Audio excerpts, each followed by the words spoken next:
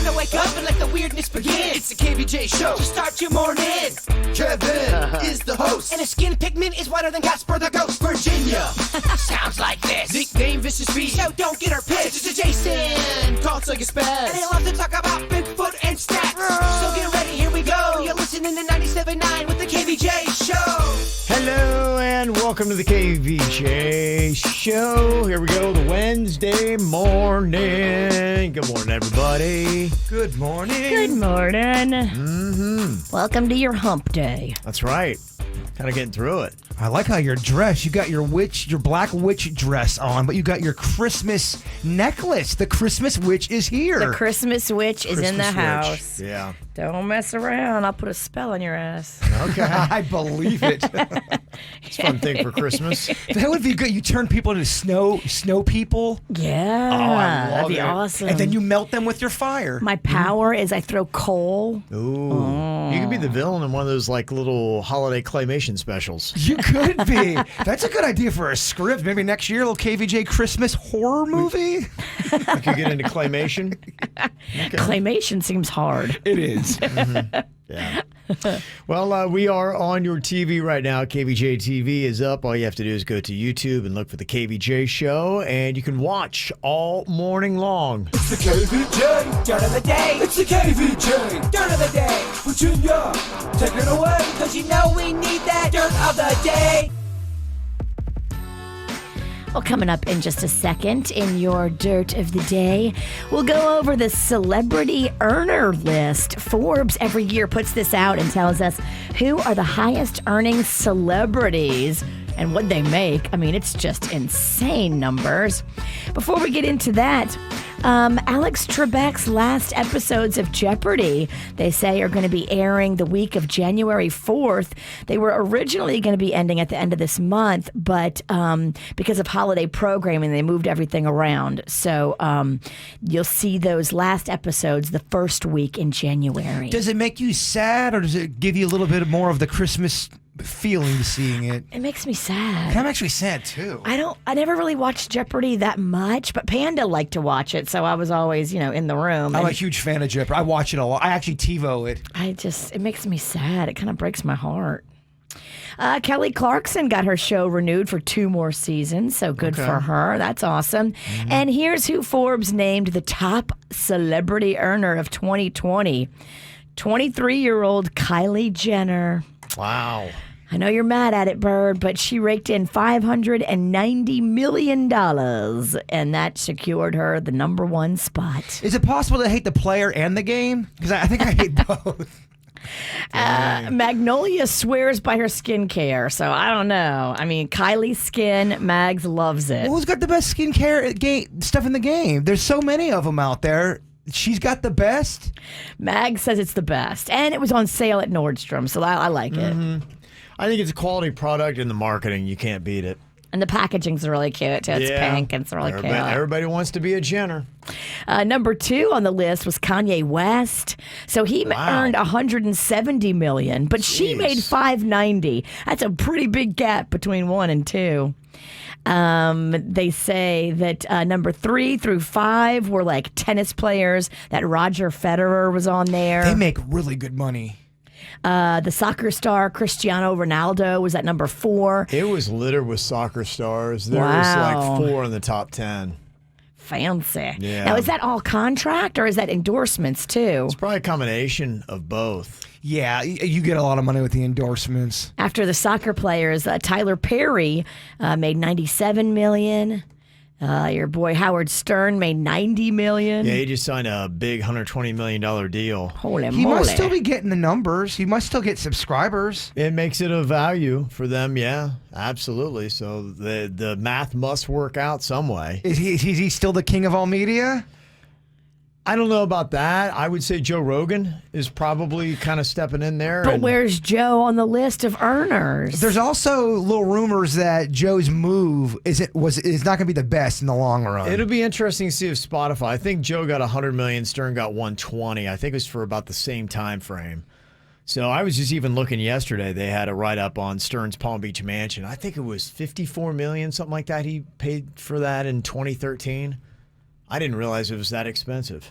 I was reading something about Joe Rogan. The reason why his numbers are slightly inflated is possible because of the autoplay feature on YouTube. If you watch a Joe Rogan video and it's on autoplay, it just will keep playing Joe Rogan in the background. If you fall asleep, you're getting all, and you wonder if those kind of numbers will go over to Spotify, because Spotify doesn't feature that kind of thing. It'll be interesting. Does it make a difference? Yeah, will it have been a good move or not? And that's what's going on in your dirt of the day. This is the KVJ Show on 97.9 WRMF. What are you thinking about? What are you thinking about? What's on your mind? Are you thinking about? What are you thinking about? What you thinking about today, Jay Bird? I got a lot I'm thinking about. Okay. I was thinking about something I ordered.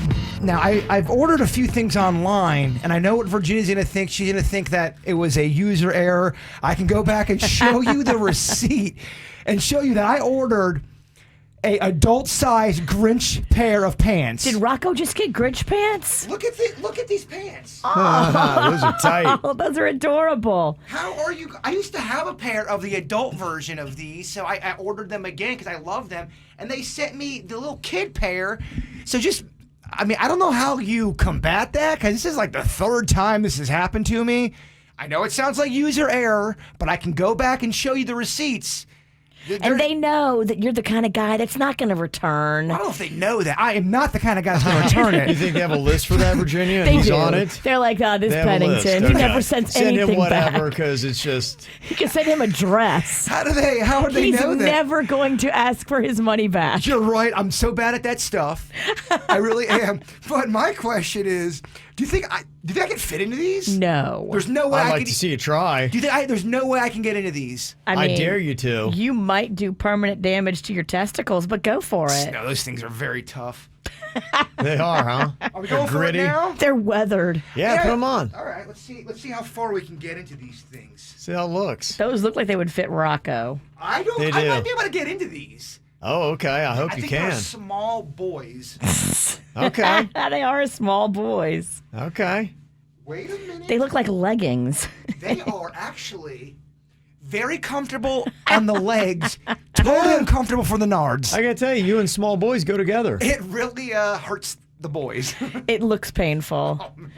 And boy, can we see everything you've got going on, Moose Knuckle. Those are tight. Christmas come early. Those are tight. Wow. Yes, I don't think I'm going to return them. Sorry, Rocco, I'm keeping them. They look hot. They show off do. my hind parts pretty good. Yeah, they do. Oh, yeah, they do. Sexy time. Look at that behind. Oh, I can't. It's so fine. delicious.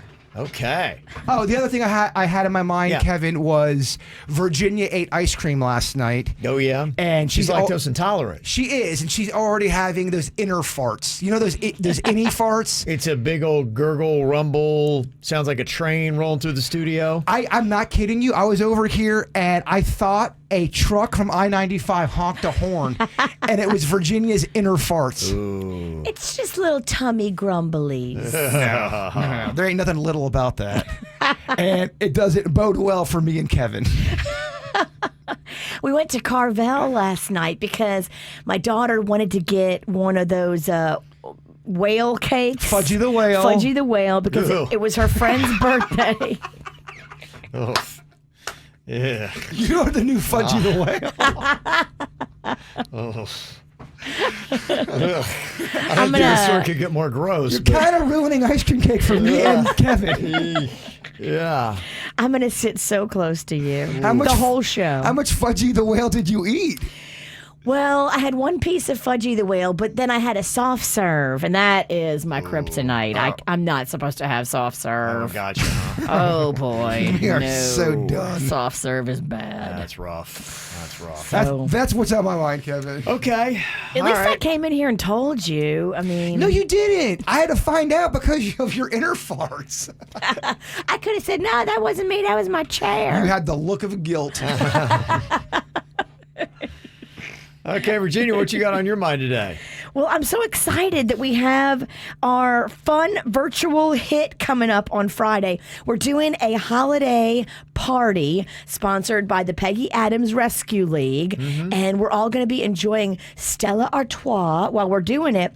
But I just realized I was double booked for that night, and I'm kind of stressing a little bit because I told my friend I would come to their Little Smiles toy gathering. Okay. But I don't think I can do it. I've got to do the virtual hit, so I feel bad. Just don't eat any ice cream. Please. Don't do that to the kids. So many people are still collecting toys. My friend's event on Friday. I know a lot of schools are doing it as well. Thank you guys so much because we have literally hundreds of requests coming in every day for toys. And the need is insane. So thank you guys so much for everybody that's donated toys, donated cash. It's easy to do. All you do is text Little Smiles to 44321 and we will turn that into gifts for kids that might not have had a Christmas otherwise. Yeah, definitely. The need is great. Great. I was in my backyard yesterday and I looked up and saw my roof. I got that Spanish tile and the roof isn't that old, just a couple of years, but if you've got the Spanish tile, you know that after a couple of years, you start getting that black on it, that dinge. The mold. Yeah, and, I guess you can bring somebody out there. But I looked at it and I was like, you know what? My roof's really not that high. And I power washed the back bricks. We have kind of the same kind of stuff, tile in the backyard. And I'd done that, power washed it. Oddly enough, it's kind of therapeutic and I kind of liked it. I'm one of those weird people that I like doing that kind of stuff and cleaning.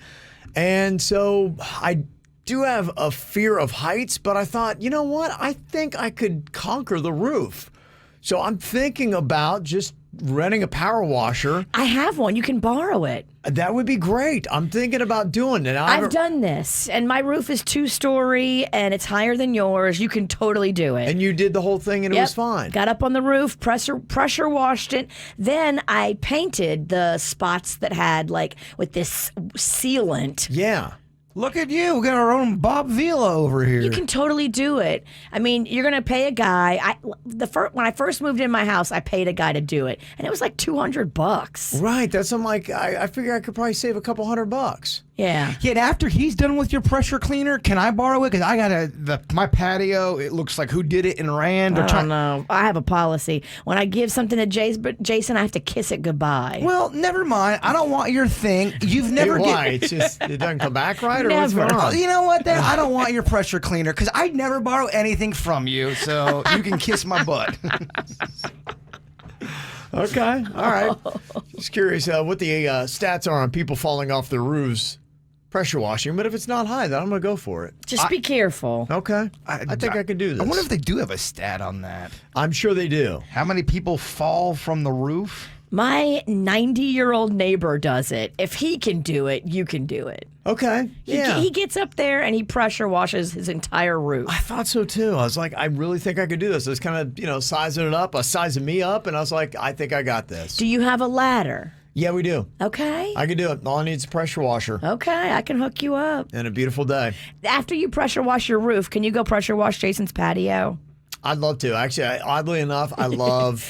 It's very, therapeutic. It's so weird. I love things like that. I get anything that you can do that you can improve upon and you can stand back and look at it and be like, cool, that looks good. I did that. It makes a huge difference. It does make a huge difference. Because that grime you're talking about is on my patio right now from all the rain. And I'm moving out, so I don't really care. So it's really disgusting. And it bothers me every time I walk by it. Because I know the delivery people are like, oh my gosh, look at this patio. Right. It looks dingy. It does. It makes such a huge difference. It's like you don't care about your place and you got a rundown joint.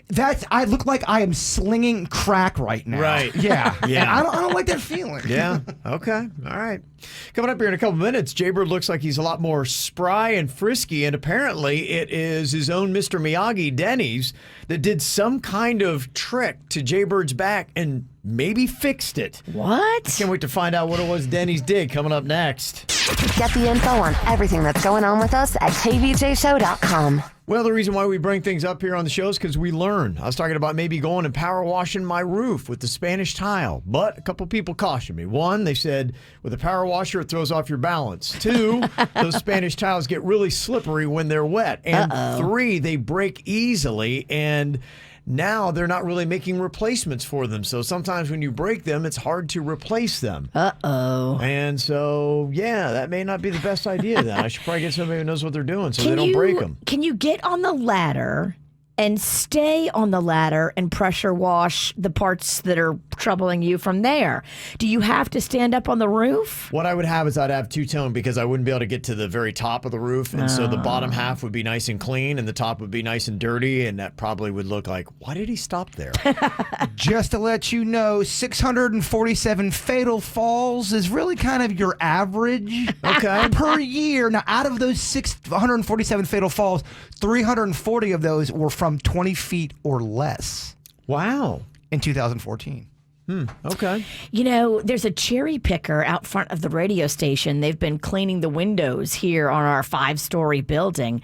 I mean, maybe they left the keys in it. Let's go drive it to your place. You'll be shocked. Sometimes they do leave the keys in there. I know. Okay. People steal them all the time because they leave the keys in. I'm thinking, nobody's going to take it. Well, giddy up, cowboy. Let's drive it to your place. I think you'll be safe in the cherry picker. Sure. Yeah, I You can feel get confident about all that. the way to the top. All right, it's a plan. Okay, there you go. I do want to go check to see if there's keys in there. We should stop talking. I think if there's keys in it, now you have to take it. No, I'm scared of heights too. The cherry picker driving part's on the ground. It's only the arm and the cab that's up like in the air. Well, if we're gonna take it, what's the point of taking it if we're not gonna bring that baby up, right? That's the goal. Well, you can drive it, and then Kevin can get in the cab. I love it. It's a plan. Let's do it. Okay. Yesterday, what was on Jaybird's mind was his back. He had ratcheted the thing up. He was moving a box of rocks. He's going to be heading into his new place, and he has a bad back and kind of tweaked it up a little bit. And you were barely moving yesterday. I was in really rough shape yesterday, and I had a kind of a big day. I had a lot of cleaning and moving to do. And Yeah. You couldn't get slowed down. You didn't have time for stuff like that. I didn't have time to get slowed down, Virginia. Yeah. A lot of people don't. You're a mover. You're a shaker. Exactly. That kind of power player can't have back problems. Luckily, Denny's apparently has got some kind of ancient Chinese secret here that he does to fix up a back, and he did this method on you yesterday. You say today you feel like a young child. Well, I feel a lot better today. So there's a bit of a backstory to all this. Oh. Yeah. No pun intended. There was no pun intended. I accidentally punny. Step right into that. So someone told me to get these kind of stones for your back. Butt beads? No, not butt beads. Yes, I've heard of this. So I was at that lake park. It's one of those flea market kind of a things, and this guy was selling all kind of mystical stones and those little necklaces I like. Those crystals. Crystals and exotic stones. Exotic. And crystals. So exactly. So I bought some of these rocks and stones and all that. They're supposedly magical.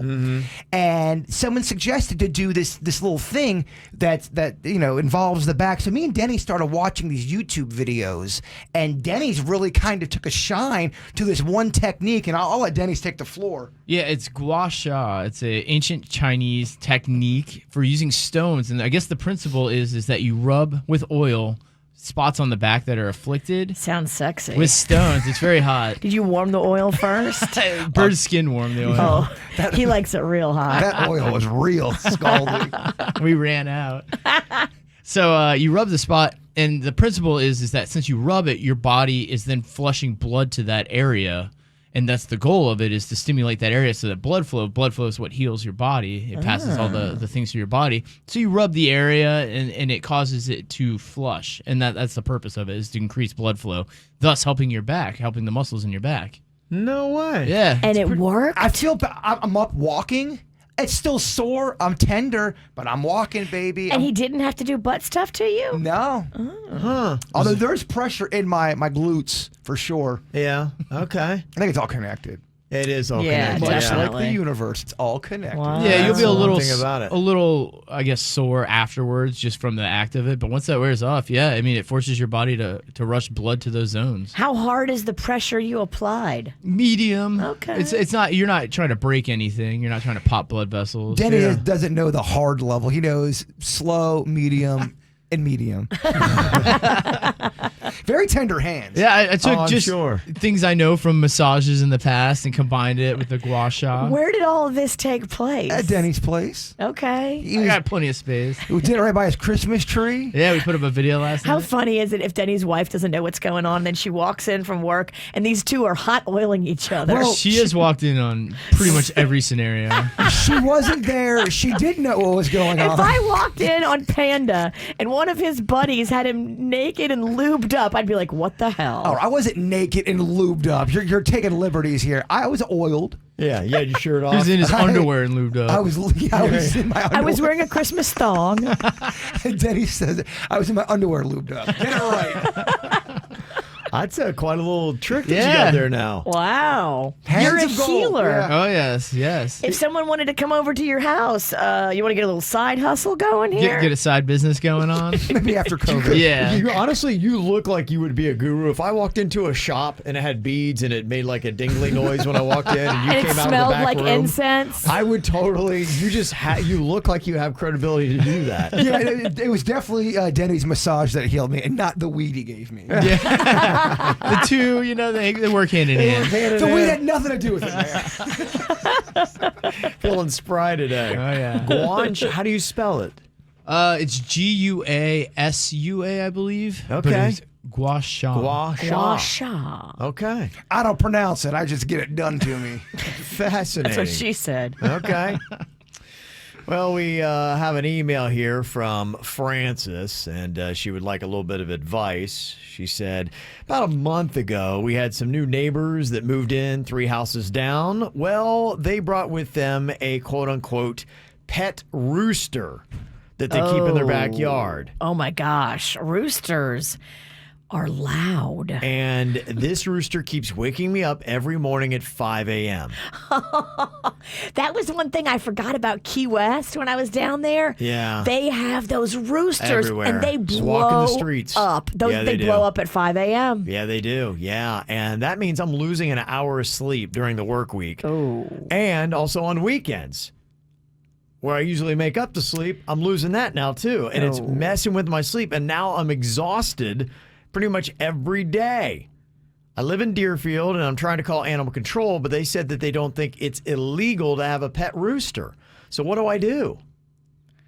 Oh my gosh, that's a tough one. You might have to move or make amends with this rooster and just Or accept it. Plan a chicken dinner. Yeah. Little rooster casserole. Can you catch a rooster? You got to be quick because they are quick. I know, and she's tired. Someone tells me if you take out that rooster, they're going to have a new one pretty soon right out Yeah, there. if they love roosters, this is going to be their thing. They're going to keep replacing the rooster. They clearly So- have a rooster guy. Have you thought about talking to them and explaining what's going on in your world and saying, hey, I'm losing an hour of sleep a day and then 2 or 3 hours of sleep on the weekend? I think that's option A, is you start with that and you hope that, but I mean, that would mean them getting rid of their quote unquote pet rooster because, I mean, what else are you going to do unless there's a thing that rooster owners can do where they trick the rooster into still thinking it's dark. Get it and then- sunglasses, little rooster Or sunglasses. they keep it in like a house that has blinds and so it can't see the sun rising and so they come and raise the blinds so then the rooster's like, oh, it's morning, I'm behind. Does the rooster cluck all the... Does they cluck? What do they do? No, they go, cock-a-doodle-doo! Yeah. Yeah. Do they continuously cluck throughout that? Or do The they, morning, yes. They just do the one or they keep going? They keep going. That's... They yeah. actually keep going. You could ask them maybe, okay, can we switch out your rooster for some hens? I mean, if you just love a feathered fowl, Terrible idea. A terrible idea. why? Hey, we don't like your rooster. Can we swap it out with some hens? Here, I brought over a box of hens. Yeah, good luck with that. Terrible. Wait, what? Be glad you live in DeQuesta. I thought it was a great idea. Terrible idea. And you get eggs now. Although I do love a hen.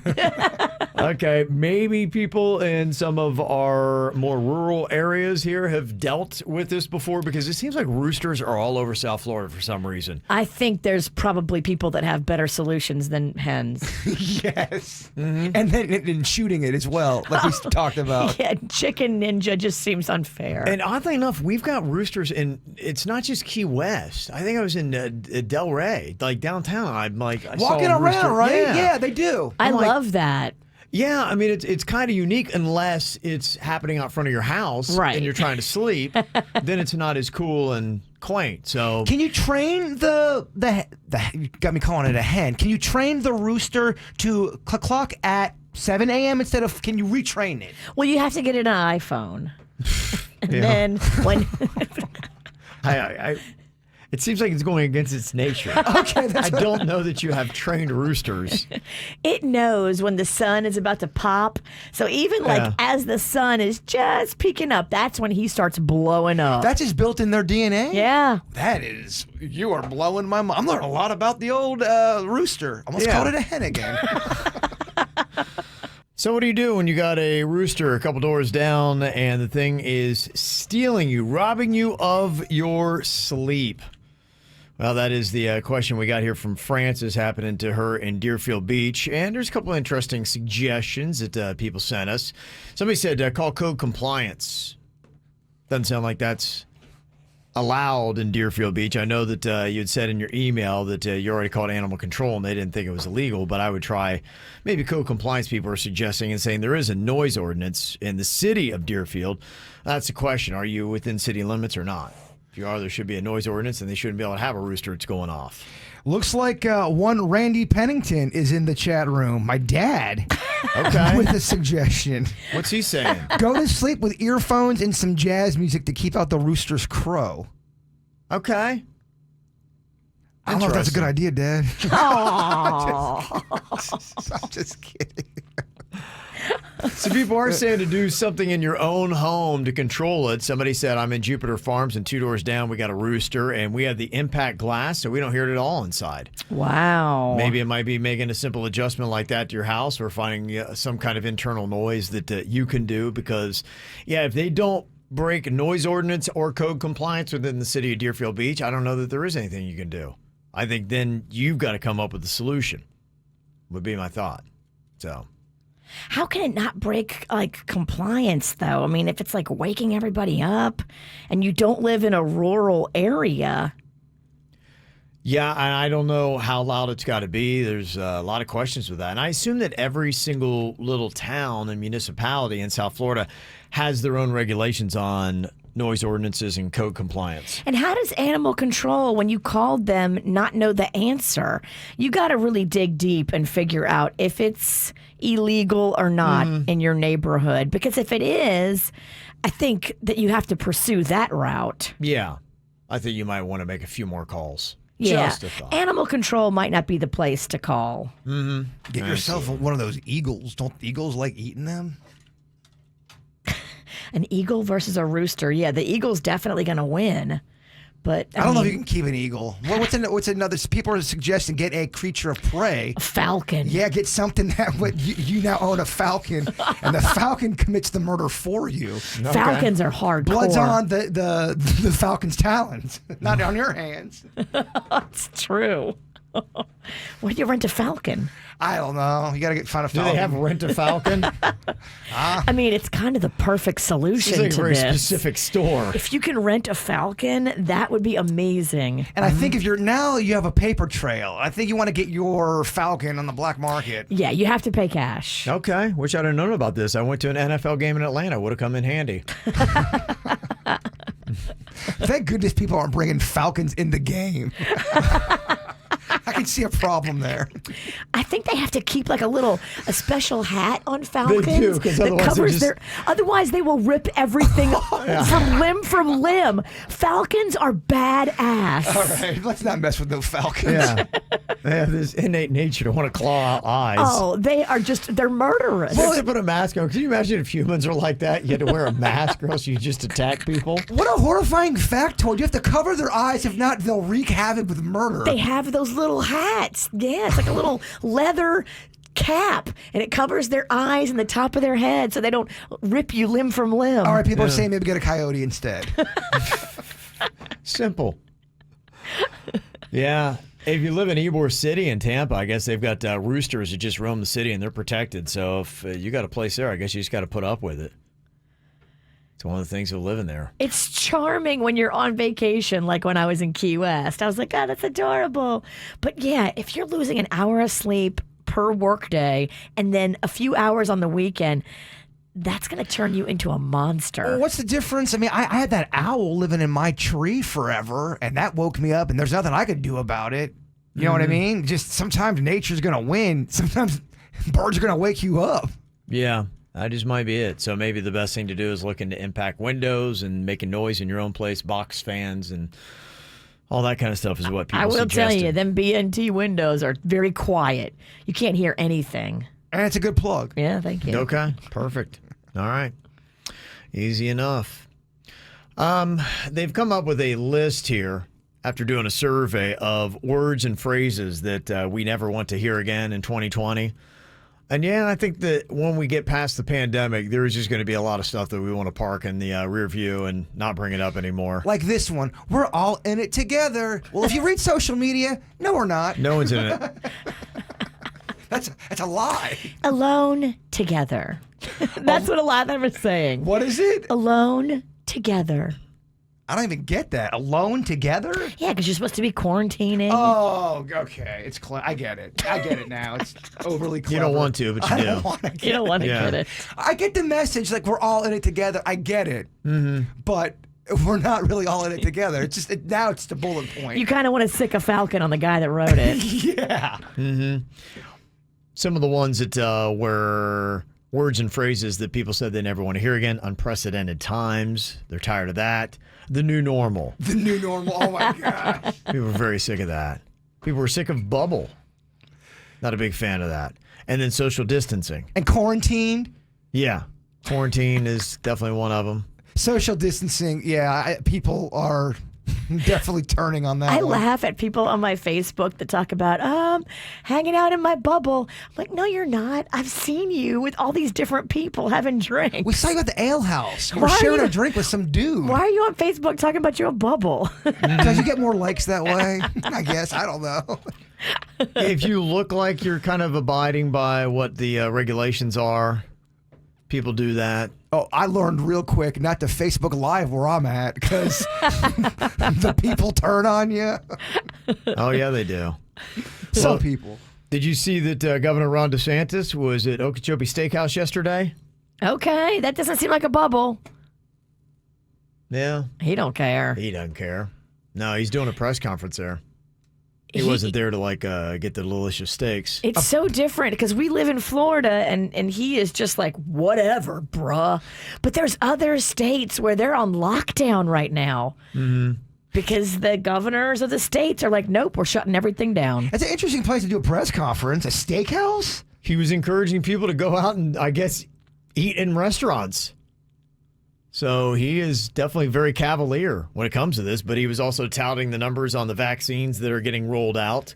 He said that so far this week, Pfizer has sent 360,000 vaccines to the state of Florida, and he said that he hopes to have 1.16 million vaccinations delivered to Florida by the end of December. That's awesome. In a couple of weeks. That's great.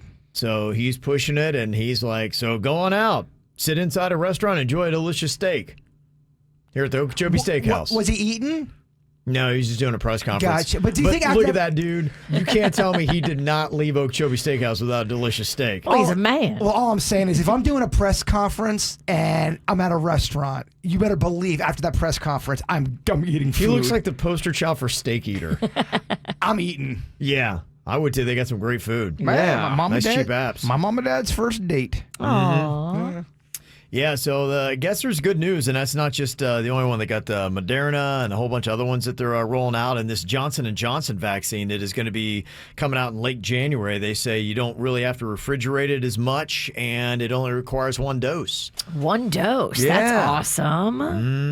Mm-hmm. So they're starting right now with hospital and frontline workers to get them immunized, because that really is the big thing. They're not so worried about hospital beds. They're worried about the people who are working the hospital beds, so they don't want them to get the COVID, because with contact tracing, you can take out a lot of hospital workers in one fell swoop of COVID. Sure. Third on that list, steakhouse workers. Don't know about steakhouse workers. Don't know where they are, but not that they're locking down, but South Florida is, with some different municipalities taking on curfews. Palm Beach just threw another one out there from 1 a.m. to 5 p.m. or 5 a.m. So they've got apparently 4 hours. They don't want you out cruising the streets, having cocktails and breathing all over each other. But that's got nothing to do with COVID. That's just because the creatures of the night come out. Those are the most spreading hours. That's because you're drinking. Well, that's the hooker cocaine hours. We all know It's that. drinking and close breathing. That's what happens in those hours. And Miami also has a curfew going on from midnight to 6 a.m. So those are some of the, wow. 9 to 6 a.m. Yeah. Okay. So they're doing that. And I know in Fort Lauderdale, I think they have a cutoff at like 11 p.m., maybe 10 or 11, of food and booze. So they're trying to get people to, all right, not drink and breathe. Are you doing any kind of Christmas gathering this year? You guys going out to do anything? You pretty much stay in. Yeah, there's nowhere to go. Come on over to my place. There's really nothing to do. Come to Club Jaybird. I'm staying in, not because I want to. It's just there's nothing to do. Has nothing to do with COVID. Has nothing to do with COVID. There's just nothing to do. So tell me a little bit about the connection that the Paley Institute has with Little Smiles. And I know that for the past couple of years, the Paley Institute, you guys have had toys there from the Little Smiles Holiday Toy Drive. Can you tell me about the kids that it goes to and what that's all about and what that looks like? Yeah, so the Paley Orthopedic and Spine Institute is located on the campus of St. Mary's and Palm Beach Children's Hospital. And we're an orthopedic center that treats children with extremely rare orthopedic conditions. We see children from all 50 states and over 90 countries. So we have a lot of families and children here traveling for their medical care. And we're so thankful to have the support of Little Smiles to be able to make that experience as positive and as fun as possible for our families. So typically, Little Smiles, every year we're able to gain the support of their toy drive for our holiday parties with our kids. Because while they're here for their medical treatment, they may be here for weeks, months, years at a time, or even relocate for their healthcare journey.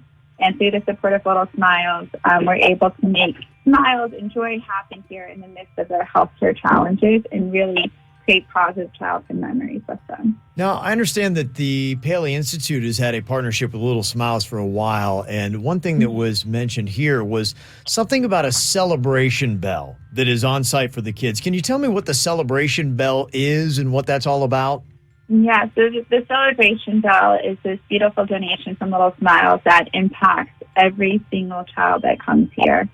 It's a bell that hangs in our rehabilitation department.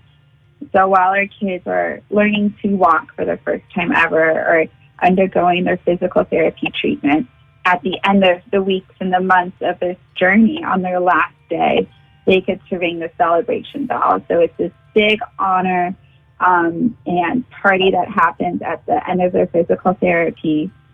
They get very excited leading up to being able to ring the bell. They make friendships with other pediatric patients that are here, other children, and they like to join in watching that child ring the celebration bell. It holds space to honor all of it that they have gone through. And then Little Smiles also donates a toy for each child on their last day as well. So not only is Little Smiles supporting all the patients through this one donation, but they are also individually supporting patients as well. What would you want to say to somebody listening who's thinking about donating to the holiday toy drive that Little Smiles is doing right now?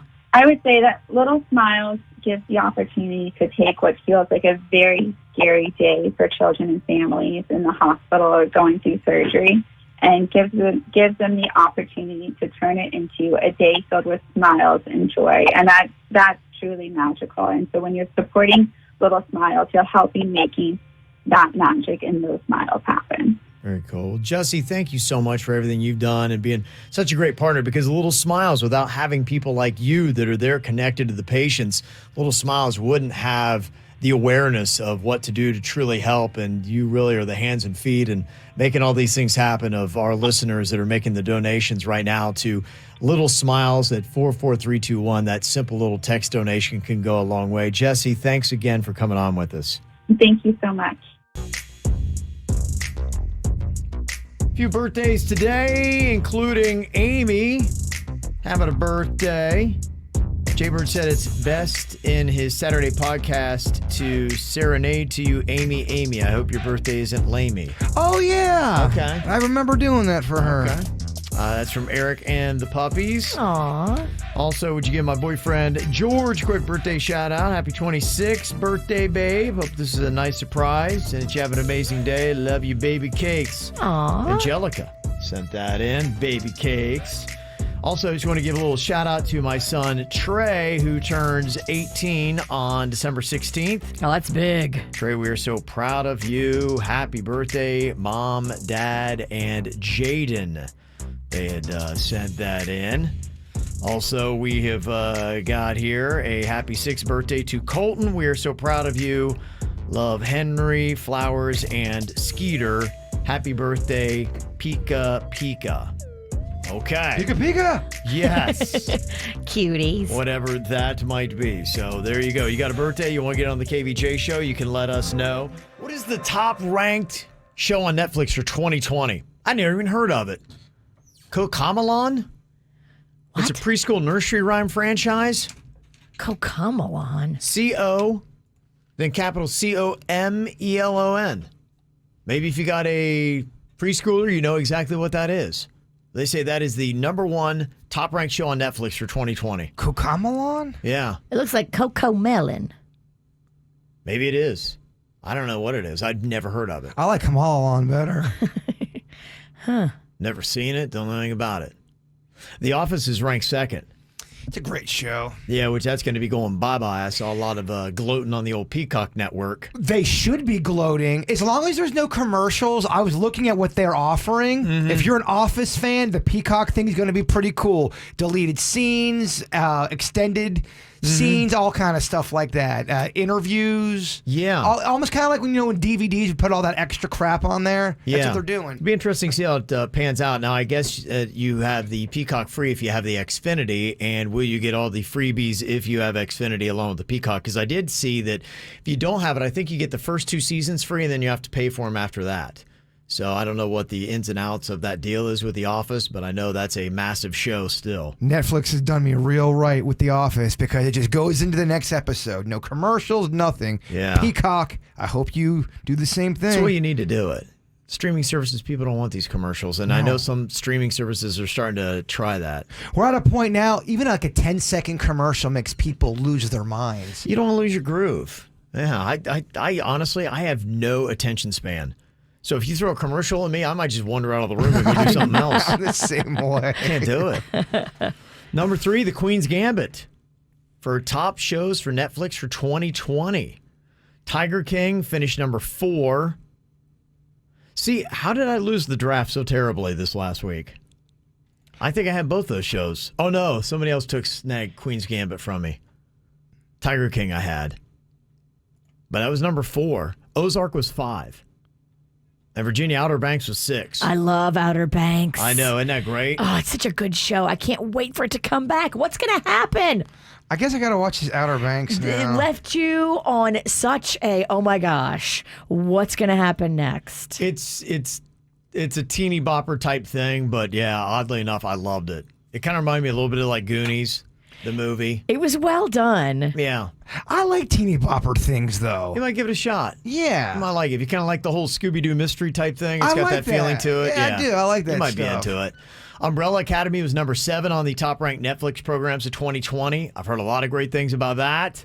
Unsolved Mysteries is in at #8. Boo! Weak! You didn't like it, huh? It was weak, man. They could have done They could have done better at that. I thought. I love the original. Yeah. I don't think they should do one story per episode. I think they should mix it in with 3 or 4 like they used to. Your Cobra Kai is at number 9 for 2020 on Netflix. I love it. I'm so excited for it to come back. And that came to the party late, too. It did? That's big for them. S-Bombs Creek, that went at number 13.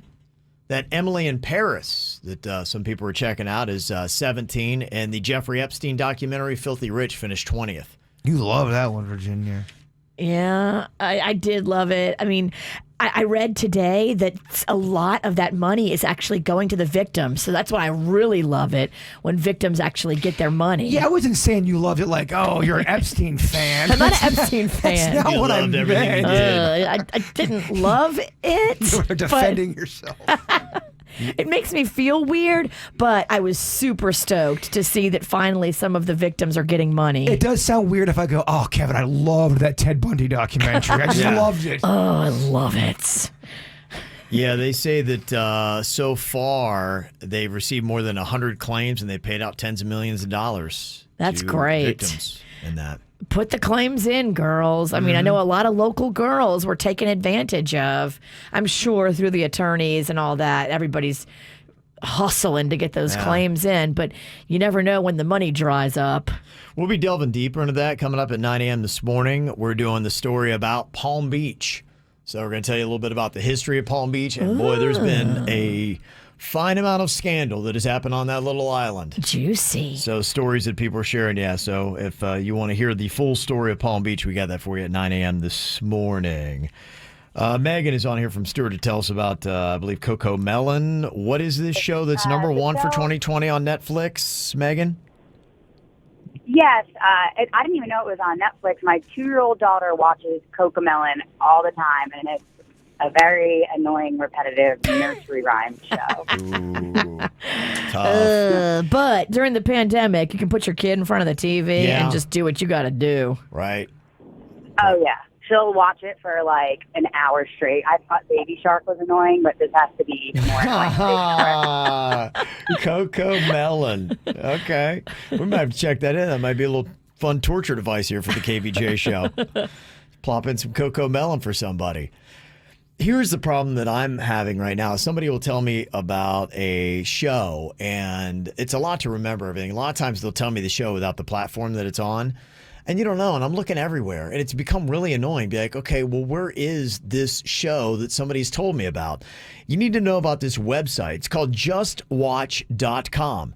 JustWatch.com. All you do, you enter a movie or a show, and it tells you the streaming platforms that are currently playing it. I love that. Awesome. What a great service. You can do that with Google, too. It'll let you know where that movie or show, what it's on. Yeah, I thought that was pretty Until brilliant. Google crashes. You're right.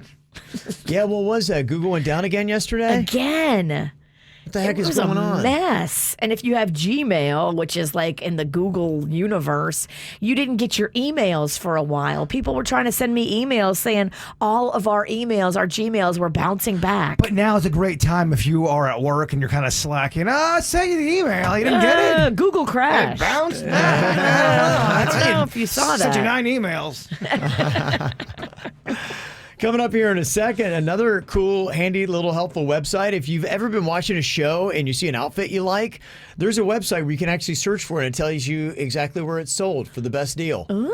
Yeah. So I could find a Marty McFly outfit from Back to the Future. Maybe you could, yeah. Might want to put it to the test. I'll let you know what the website is coming up next here on the KVJ Show. Little websites out there. The one that was going to really save my behind from a lot of heartache is the JustWatch.com. You enter a movie or show and it'll tell you the streaming platforms that are currently playing it.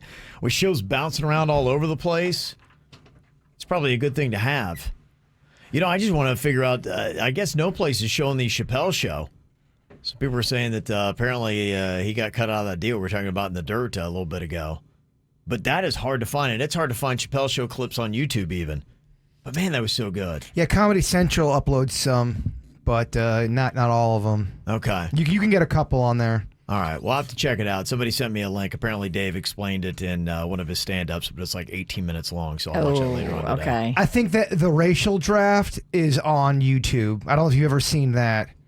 The Dave Don't remember Chappelle, that. yeah. What is that one? It's very funny, and I'm going to butcher it. But if you're looking for Dave Chappelle, Comedy Central, the YouTube channel has some clips of his show on there. They do. Okay. Yeah.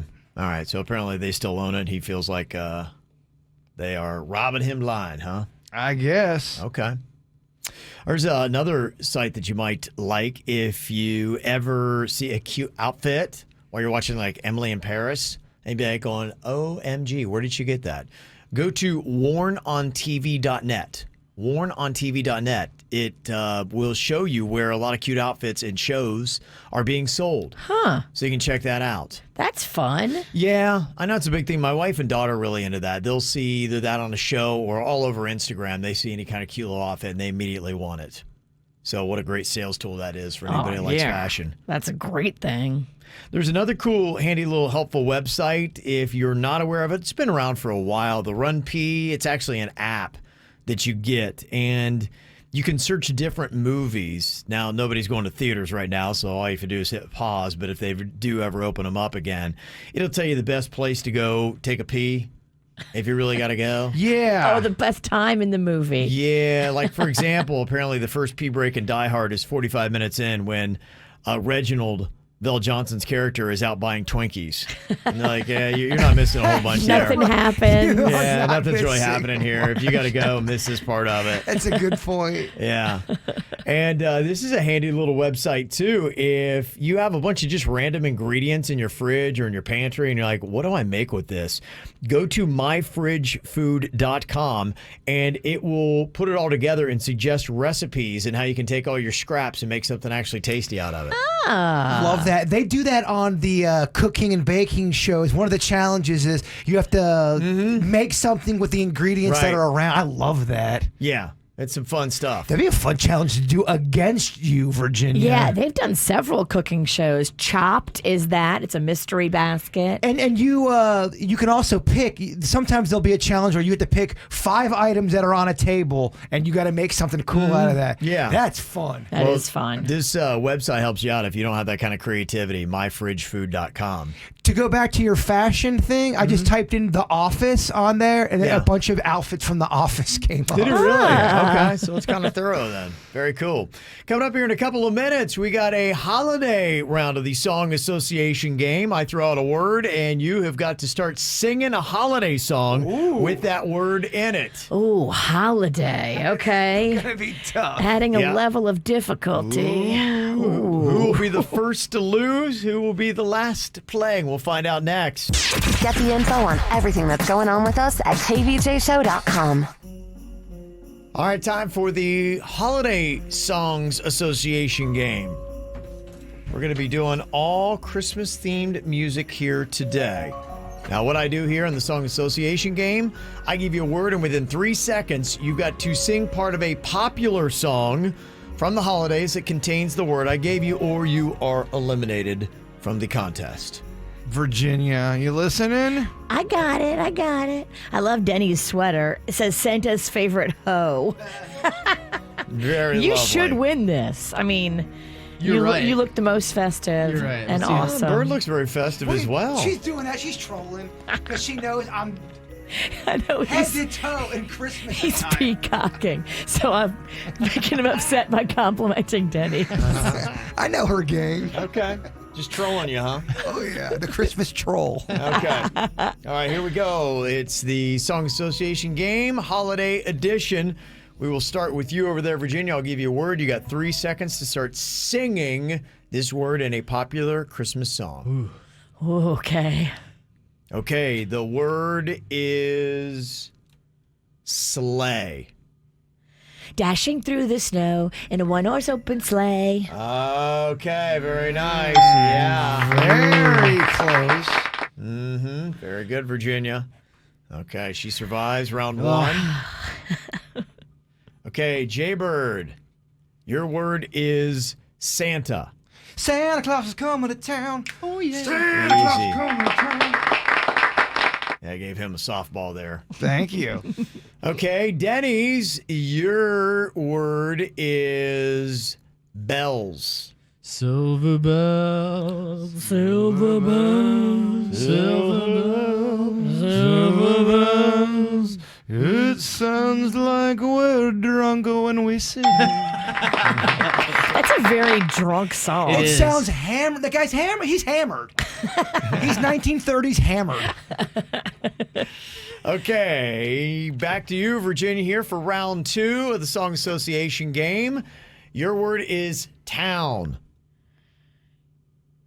Town? That's so easy. Oh. That's an easy one. Oh, Santa Claus is coming to town. Man. Crap. Virginia is gone. And you claim to love Christmas. I do. I was disappointing. Okay. It's Miho versus Miho. Yeah, I mean, we got the Christmas sweaters. Okay, Jaybird, your word is home. I'll be home for Christmas. He sounds drunk too. They were all drunk back then. I think they were. I'm kind of jealous. Well, you're drunk in modern times. Okay. Bird continues on. Okay, Denny's, your word is winter. Walking in the winter wonderland. In the middle More drunk. Drunken. Yeah, they're all drunk. Jaybird, your word is jolly. It's a holly jolly Christmas, and that guy is drunk too. Okay, Denny's, your word is want. I want you for Christmas. I want you for Christmas. Very sexy song. Yeah, it's a I don't sexy think I one. know. Is that a song? No, it's not. Take it, Denny's. Take it. Man. Wow. How about all I want for Christmas is you? Mariah. All I want for Christmas is my 2 front teeth. There you go. Oh. Look at that. Bird is just now rubbing it in. Showing off. You are our winner today, Bird. I am just head to toe on Christmas stuff. Yeah. More festive and better at Christmas than anybody else. And your pants are Grinch pants, and they're 2 sizes too small. They're little boy shorts. Yeah? Not boy shorts. They're like a little kid. Who's the little boy you stole them Oh, from? stop it. That Do sounds. we have a little pantsless boy in the hall? Why are you removing boys' pants? I ordered the wrong. Well, they sent me the wrong size in the mail. It sounded terrible. They are kids' pajama pants, but he's wearing them. They look like leggings. I love them. I'm going to wear them to our Christmas party today. Our socially distancing Christmas party. Gotta make Oh, sure you that's say right. socially distance because people get mad. Yeah, you'll need a social distance when you're wearing those. Yeah. I'm also going to get written up in the HR. Can you make sure your sweater is low? I will. I'll do the 80s sweater look. You need to cover your moose knuckle. Coming up here in a couple of minutes, we have got more classic Tom Cruise audio. Oh. Dude went off. You have audio of this? Oh, yes. I read the story and I was like, oh my gosh. Oh, yes. We have got audio of this. Tom Cruise went off on the cast of Mission Impossible because crew members were not obeying COVID protocols. And somebody was recording when he went off. He gets more mad than the time where that one guy did that water flower in his face. He had the microphone and it sprayed the water. He interviewed him with that trick flower on his lapel. Oh, man. Wow. It's pretty good stuff. He's done it again. We wondered when Tom Cruise was going to give us another epic rant. He'd had a few, but it's been a while since he was jumping on Oprah's couches and calling people glib and getting upset with people who had trick water flowers that were squirting him in the face. He did have all different kinds of insanity. The Oprah stuff was his excitement because he was in love. Yeah. And that was crazy. But if you haven't seen him get sprayed with that water microphone, it's hilarious. He had an amazing run. He did. And now he is back. And I think a lot of this is stemming from the fact that he is trying to crank out a ton of Mission Impossible movies. His plan is, I think he's doing 2 or 3, maybe 3 Mission Impossible movies back to back to back. And the plan is to scatter the releases. So in 10 more years, you're still going to have new Mission Impossible, and you go to the theater if it's open, and you'll look and be like, wow, Tom Cruise looks amazing. Well, this was shot 10 years ago. It's smart. But apparently, he has all these protocols on set.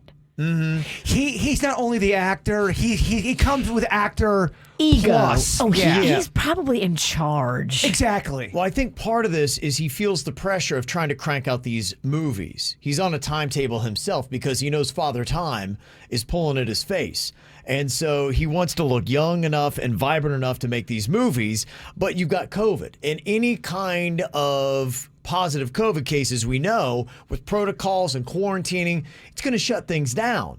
And if you keep staggering that throughout a crew, and some of these movie sets, you've got 80, 100, 200 people working on this movie. So you can see how COVID could really shut things down and slow it down. Well, Tom Cruise ain't got that kind of time. No.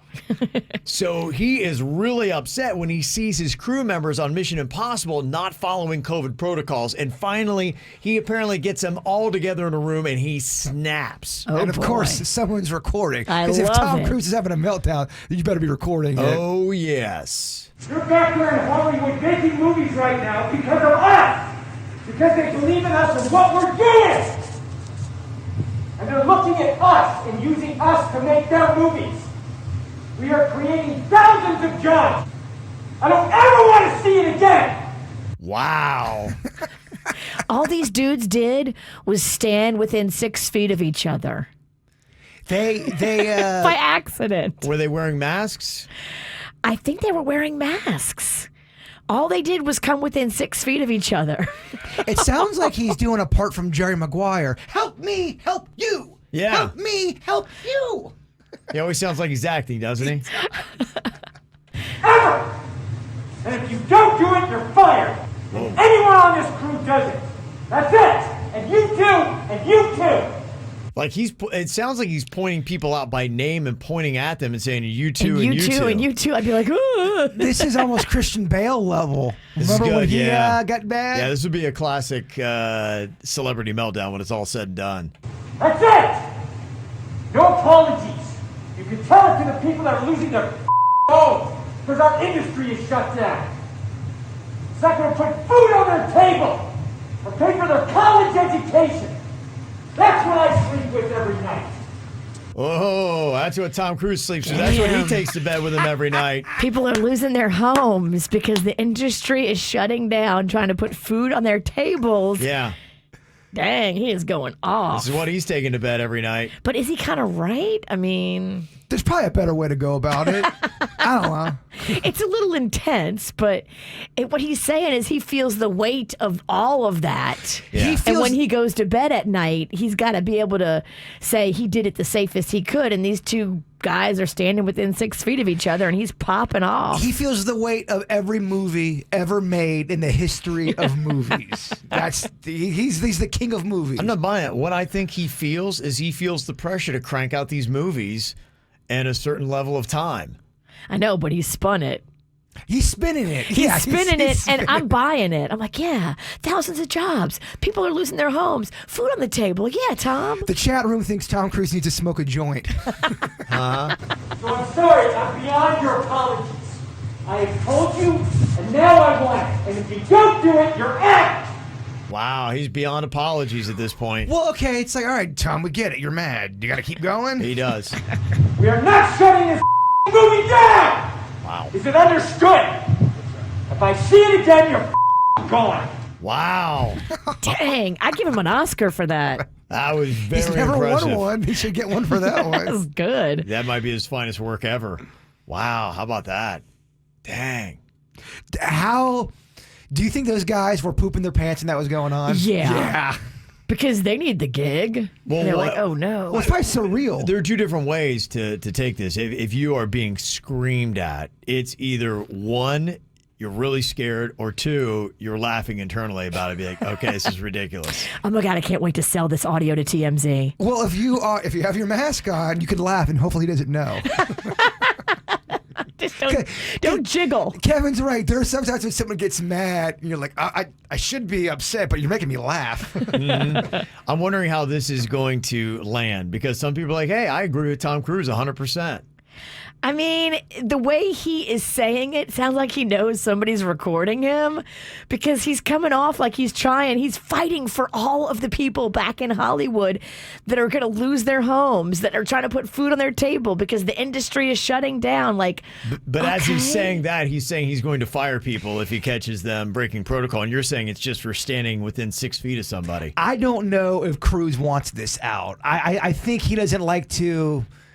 He doesn't like to see people. He doesn't like for people to see him lose his lid like this. No, he wants to appear perfect in every way. But how do you know? How do you not know people are recording on a movie set? But also, this also makes him look like he's fighting for the industry. And will that get him points that he thinks in the industry? It's too polarizing. I don't think he likes to be polarizing. I think he wants the whole world to love everything he does. Yeah. I'm surprised he dropped F-bombs. Yeah. That shows you have a loss of control. Mm-hmm. And he doesn't like to lose control.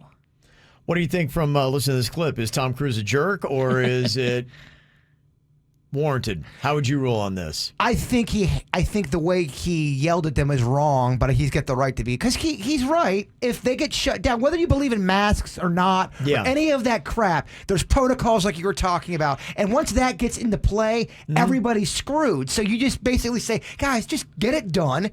Don't shut this movie down. So he's not necessarily a jerk here then. He was a jerk on how he handled it, not his for delivery. Yeah. What? We are not shutting this movie down! But I think people can have jerky moments in life and still, you know. Yeah. He's got the right idea. His delivery's off. Okay. All right. Pretty epic rant, though, huh? And they're filming in Britain, and I guess Britain has more safety protocols than, say, Florida. So it would be easier for it to get shut down with where he's filming. I think so. I mean, if you yell at people like that, some people may fight you.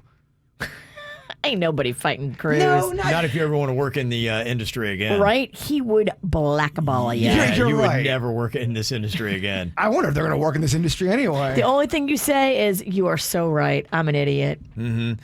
Somebody had said that they'd already shut down once before, and so this is added to it. And there you go. Yeah. He's just like on edge about it, man.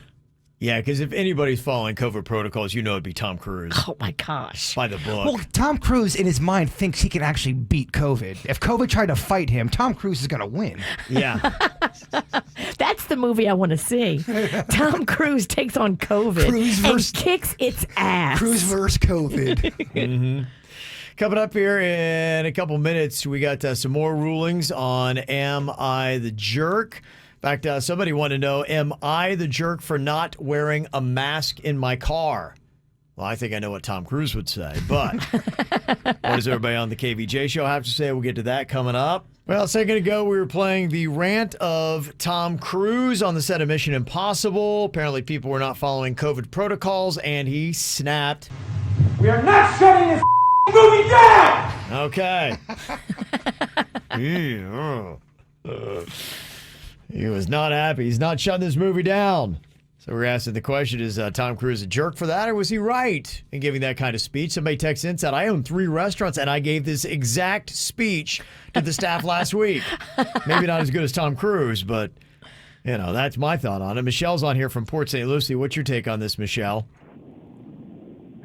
So, good morning. Good morning. So my question is how are you going to make a movie when you're acting with other people that you're in close proximity with, because it's an action movie and you're not obviously wearing a mask during the take of the movie, and you're also not practicing social distancing during the take of a movie. So how is he doing it while he's filming a movie, but yet yelling at everybody else for not being social distancing? You brought up what I'm wondering. What exactly are the COVID protocols for a movie, and especially for Mission Impossible? I imagine Tom Cruise is tighter on his. What I would imagine, because you have not only the people that are acting, but a lot of this is going to be people that are running cables, directors, they're running the equipment, they're doing the catering, grip. They're doing all these kind of things, costumes and whatnot. And I imagine they are regularly testing the actors and keeping them in some kind of quarantine or in a bubble, basically, so that they're not exposed to anyone else. But there's so many other people involved on this set that maybe they can't quarantine everybody. And that's where he's really upset, is saying you guys have to social distance, wear your masks, all these protocols that you have, and he's seeing somebody violating that is, I'm sure he's not yelling at his co-stars that way. I'm sure he's yelling at the underlings that way. Well, there's going to be a few different factions in there that you're completely right. The people he's acting with, they're all tested. That's his little bubble so there. They can probably- get close. they can get close. They probably rapid test them every morning. Well, think about how they did it with Big Brother. Big Brother has the cast. They're all there live. Then you have the behind-the-scenes producers, and they all were doing it, together. And then when they would get eliminated, Julie Chen would have them keep the mask on because she was outside of seeing them. Yeah, Big Brother did it right. They did. Yeah. So, that's probably what's going on there, but I'd be curious to find out what the COVID protocols are. Somebody texted in and said, if Tom is so worried about people, then he'd put his money where his mouth is. And if these people are losing their homes or can't pay for their kids' education, then he would step up and flip the bill for a few mortgages. F Tom Cruise, they said. A lot of people are saying F Tom Cruise. So he's coming out as a jerk in this, it sounds like. He's worth $600 million. Okay. He can help lots of people. And he's saying he's taking it to bed every night, the concern about people not able to put food on their table. And you're right, he's worth $600 million. So for that, I think he's getting an F. Tom Cruise, you are the jerk. Okay, got a couple other emails here. It's time for us to rule on this. Somebody asking, am I the jerk for not wearing a mask in my car? The email that we got says, I took my kids to one of those drive-through parks with all the Christmas lights. While in bumper-to-bumper traffic to pay my $20 to get in the park, a young lady at the point of money collection is telling me in my car that I need to put on a mask. I quickly replied that I'm in my own car, and she replied that she is immune compromised. I told her that, well, maybe you shouldn't be out here taking money. She said she's just doing her job. There were dozens of other people working that night at the park that had no direct contact with the public. Not this girl with a supposed medical condition is out there greeting and collecting the cash from every vehicle in her line. Thousands of vehicles a night, I might add. Am I the only one seeing the ignorance in this? Should this be a call 'em out for the Broward Parks Department putting this girl in this position? And am I the jerk for not wearing a mask in my car? I mean, if you have one, just put it on. Why are you so angry? Is it really worth fighting with some poor girl who's making $10 an hour? I mean, what are you doing? I mean, the way I would handle it, if someone's coming up to me and asks if they have, if I have a mask and they got all these issues, I'd probably put the mask on just because to get me out of the situation. I think this is what you're seeing a lot, that people will become very defensive when they are shamed, mass shamed, or COVID shamed, as Tom Cruise is yelling at his cast, and people get angry and defensive. And I've been mass shamed. I think everybody's probably been yelled at some point, maybe not like Tom Cruise does, but for not following COVID compliance exactly right according to somebody's specifications. It comes down to people. People don't like when other people tell them what to do. Adults don't like other adults telling them what to do, no matter what it is. And I think this is what this is. This person's like, I'm in my own car and you're shaming me and telling me to put a mask on. You're the one that's immune compromised. Maybe you shouldn't be taking the money. And why do we have your boss putting you in this position? Yeah, but think about how long it takes to say all that and be all angry. Now you're all up in arms. You could have put the mask on in 2 seconds, given her your $5 and been done with it. Like, who cares? I mean, and take the mask right off. It'd be nice to avoid any kind of confrontation during the holiday season. Thank you. I'm just trying if you can avoid confrontation by just being quiet and just complying with the girl and just not causing a fight, like, what do you care? I'm just trying to look at some Christmas lights. I'm trying to get some pizza after. I don't want to be fighting with some girl who's got autoimmune deficiencies. I don't, you know what I mean? Mm-hmm. Okay. I just think that we're set a little bit too quick to fight these days. Is that what you said she had?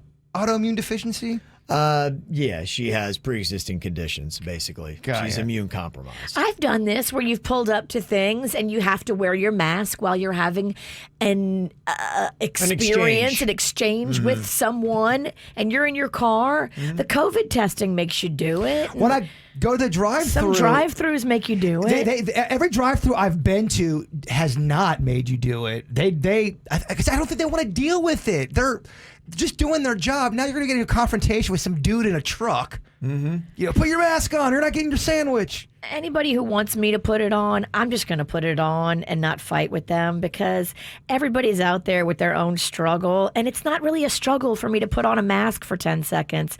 I don't care that much to fight.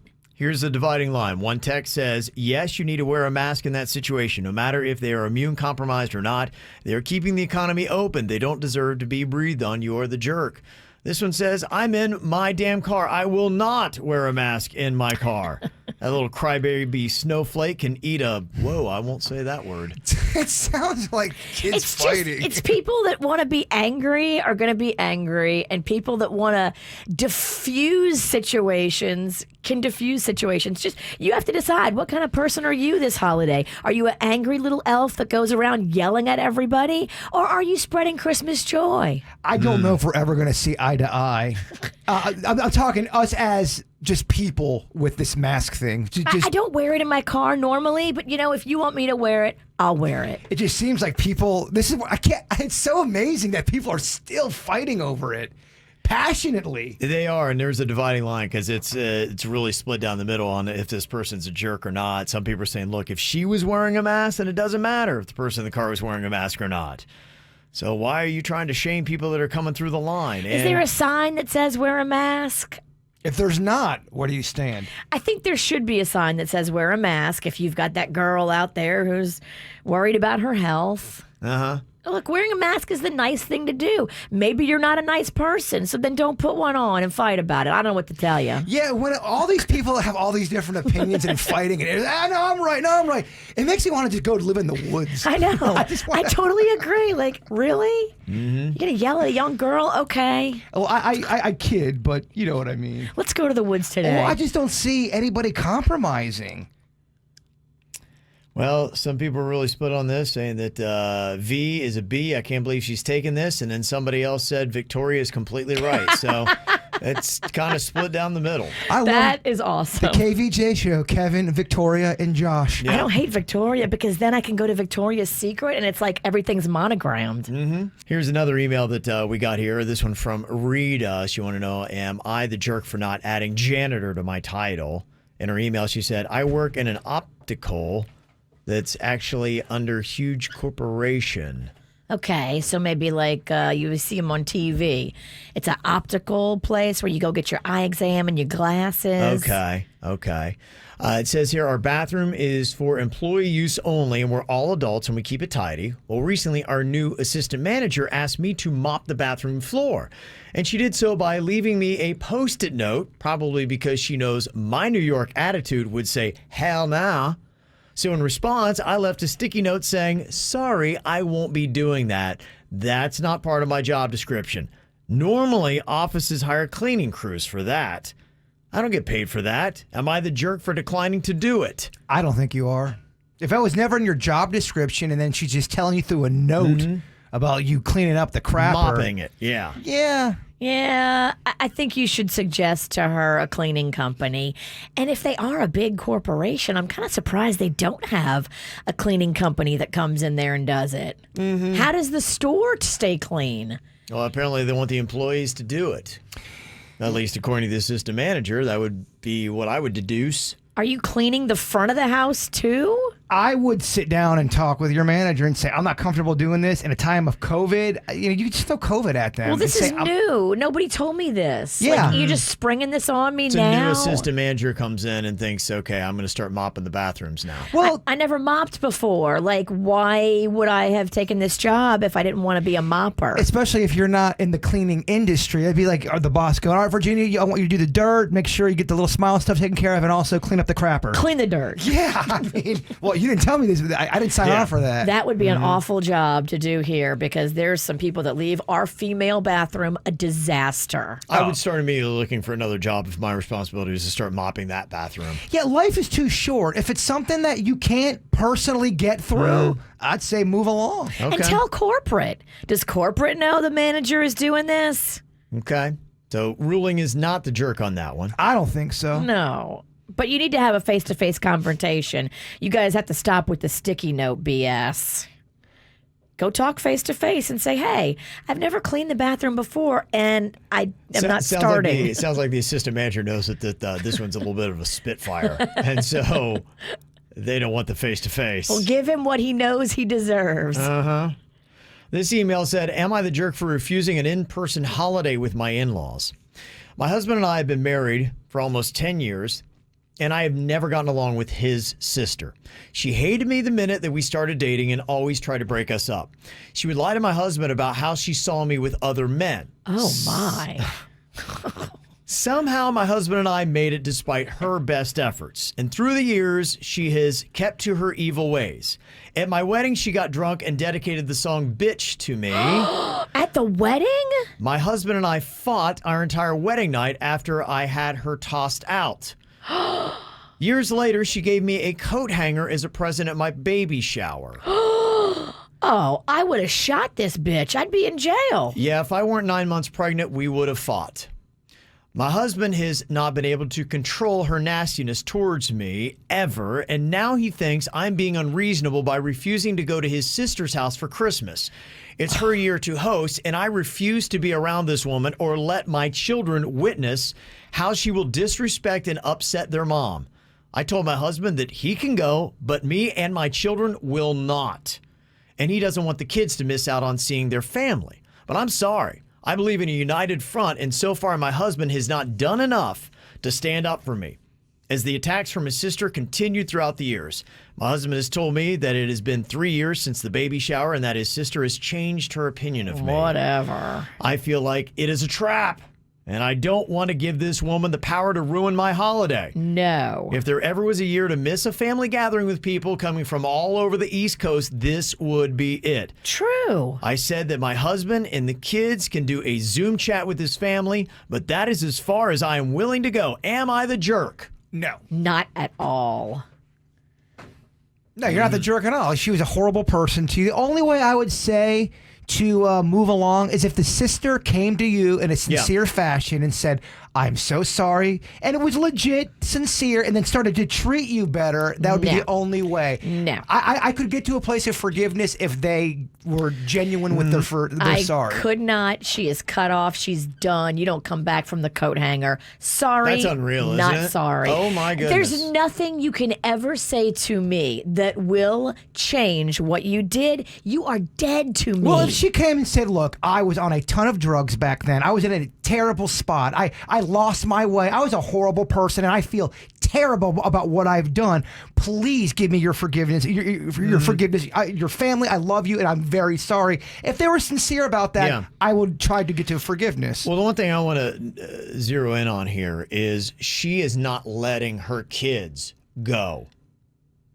And she shouldn't. And she's saying, we need to be united front, and I'm not going, and my kids aren't going. And her husband is fighting back, saying, you're going to keep our kids from their family because of this ongoing fight that you have with my sister. It's one person, but you're going to impact maybe my parents and my other family members because of this feud that you have. All you gotta say is, dude, she's never even said she was sorry to me. You're telling me through the grapevine that she's changed. No. This is not how we forgive people. If those cousins want to see their cousin, they can come over to your house without your sister-in-law. Anybody who wants to come over to your house that you want to welcome, you can do so. You guys can meet at your house. You can meet at a park.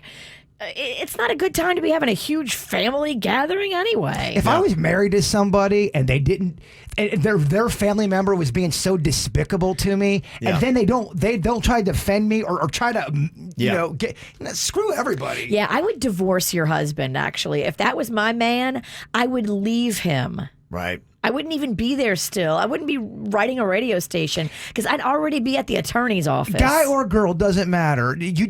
When someone's treating your mate terrible and you see it, you got to defend them. You're lucky I don't hire somebody to hit you. Somebody texted in and said, I've been in the same place. Let him go with the kids and you stay home. No, I don't agree. Yeah. I don't agree either. United Front, your man is a dog. Yeah. Let him go when you serve him divorce papers. Yeah, somebody has a good point. Said, why in the hell should she spend the whole day without her children? Like, again, Right. she is suffering, and then it looks like she's the one that is nasty, and she's isolated by herself, and everybody else goes off and enjoys the holidays. And because of how this woman has acted to her, now she's again suffering more. And so, you know what? Guess what? The sister wins again if you do that. Oh, sister-in-law sounds awful. Ugh, she's disgusting. That is very disgusting. Absolutely. Okay, anything you want to say? 877-979-WRMF,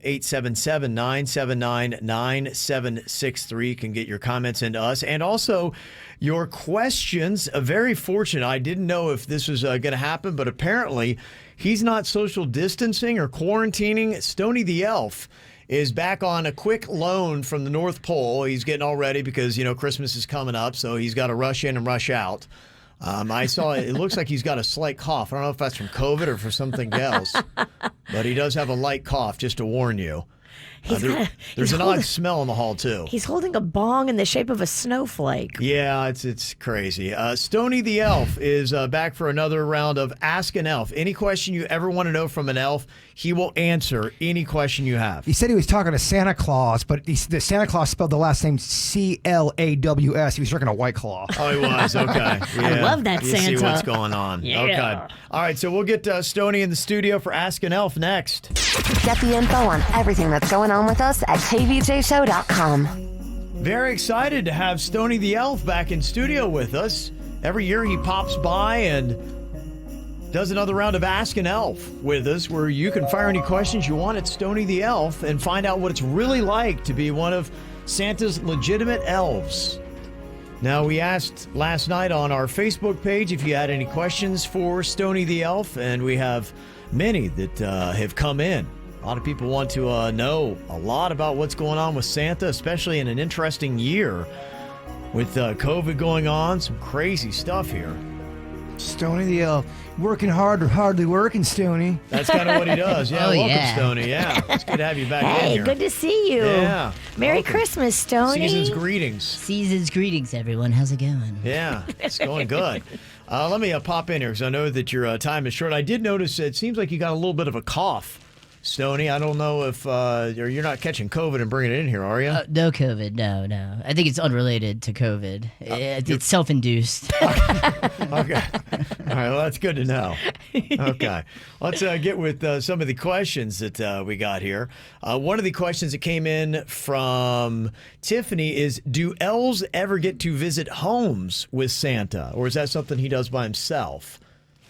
No, we never even get to leave, ever. We stay on premises. In fact, I shouldn't even be here if Santa found out. Oh, Ooh. trouble, huh? Candy cane. You shouldn't be here because you're holding.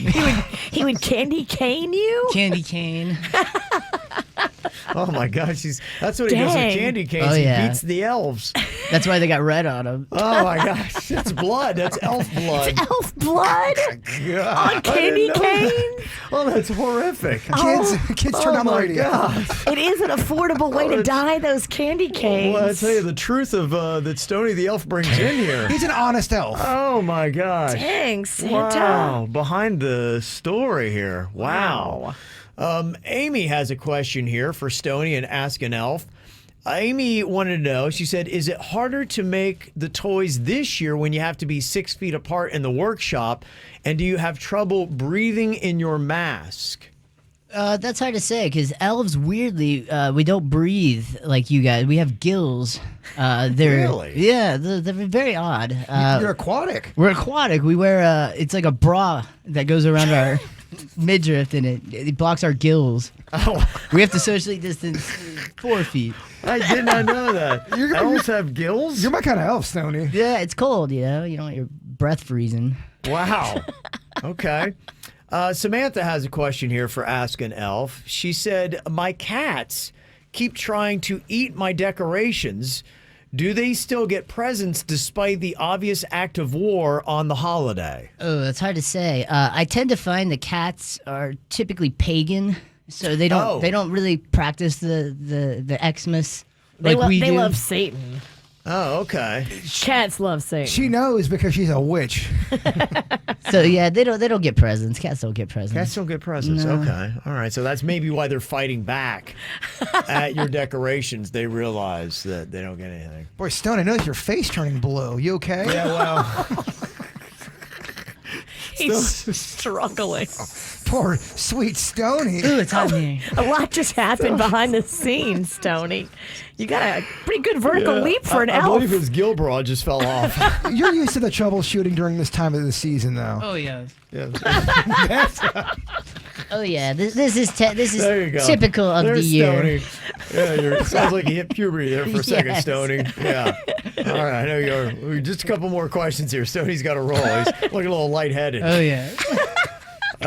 For Ask an Elf, James wants to know, Stoney, when you grow Christmas trees, do you grow them to be organic? Are they organic? Oh yeah, we try to be all organic. You know how the country seems to be moving in a non-GMO organic fashion. So Yes, okay. it's just one of the many plants that should be non-organic. Many plants, okay. And one more question here for Stoney the Elf and Ask an Elf. Barbara wants to know, can you get high on mistletoe? Great question. Oh yeah, you can get high on anything if you smoke it hard enough. Smoke it, Barbara. That's all how hard you smoke it. Is that true, Stone? Oh yeah. Wow. I didn't know that. Okay. Well, there you go. Again, very insightful stuff. Yay, Oh, thank yeah. you. Good job, Stone. Happy holidays to Only an elf everyone. can let you know. Yeah, very nice. Okay. Stoney, we love you. There you go. Stoney the Elf back again here for his holiday appearance. Always love to see Stoney. So there you go. Don't forget your gill bra. It's laying on the counter there. Oh yeah. Okay, I got to take care of that. Ow! There's a lot of dumbass criminals to talk about, baby. It's the whacked out news. People breaking the law. Ha ha, fighting in the nude. Ha, drunk people pooping in the street. Ha ha, it's the whacked out news. So many people on meth. Ow! Uh-oh. Always have these stories about teachers that are up to no good. It does happen. And this is one troubling story out of a Broward County high school. Ugh, it's just hard to hear. Yeah, apparently they're investigating whether one of the high school teachers was watching a pornographic movie while teaching a virtual class. Dude, what are you doing? In the video, Michael Brasecki, who teaches social sciences at South Broward High School, was shown sitting at a desk looking down as sound is heard in the background of a woman loudly having sex. The video got posted to Twitter Monday night, and at least a dozen people say that they're either current or former students who have posted comments alleging past misconduct by Mr. Brasecki. Oh boy, so this is not his first offense. That's at least what the comments were saying. The district has released a statement that they have launched a full investigation into the video and the teacher at South Broward High. So I guess we'll have to wait and see. Dude, keep it together. You can't wait till after the shift. You know, people can hear you and see, a lot of times too, you accidentally share your screen. Like, what are you doing? You're the teacher. Yeah, and just mixing porn and teaching high school students is... ugh. It's a mess. It's not going to make you look good. It's not a good look. No, it's not a good No. look. Not a good look. Another questionable look was posted on Instagram on the Only in Florida page. It's only in Florida with 2 A's at the end of Florida. You can see the latest video posted of a woman in Riviera Beach. She's wearing a bikini top. She's got a plastic face shield that's actually on top of her head. And she comes up to some guy's truck and starts hitting it with like some kind of metal rod. Oh my. She then starts dancing in the median with a gas cap in her mouth. So, yeah, there you go. Always something interesting going on here in Florida. We're getting that posted up on our socials if you'd like to see it. I would. Quite a video indeed. I actually need it. Mm-hmm. Valeria Aguilar was at a Walmart in Doral on December 10th trying to purchase the new Sony PlayStation 5. Aguilar said that she had waited for more than 8 hours before a Walmart employee informed her and others in line that they only had 5 consoles instead of the 30 they were supposed to. Oh, boy. She's not happy. So a officer in Doral then had to step in after Aguilar's friend, Juan Ramirez, became belligerent with the employee. And then as the officer tried to escort Ramirez out of the store, Aguilar allegedly blocked the officer and punched them in the face. Damn. Aguilar denied the punch, stating that the officer had lost control of her body and fell on the floor. She fell. Yes, and as she was falling, punched the officer square in the face. So it's not her fault. A 26-year-old man from Portland, Oregon entered McDonald's with a chainsaw.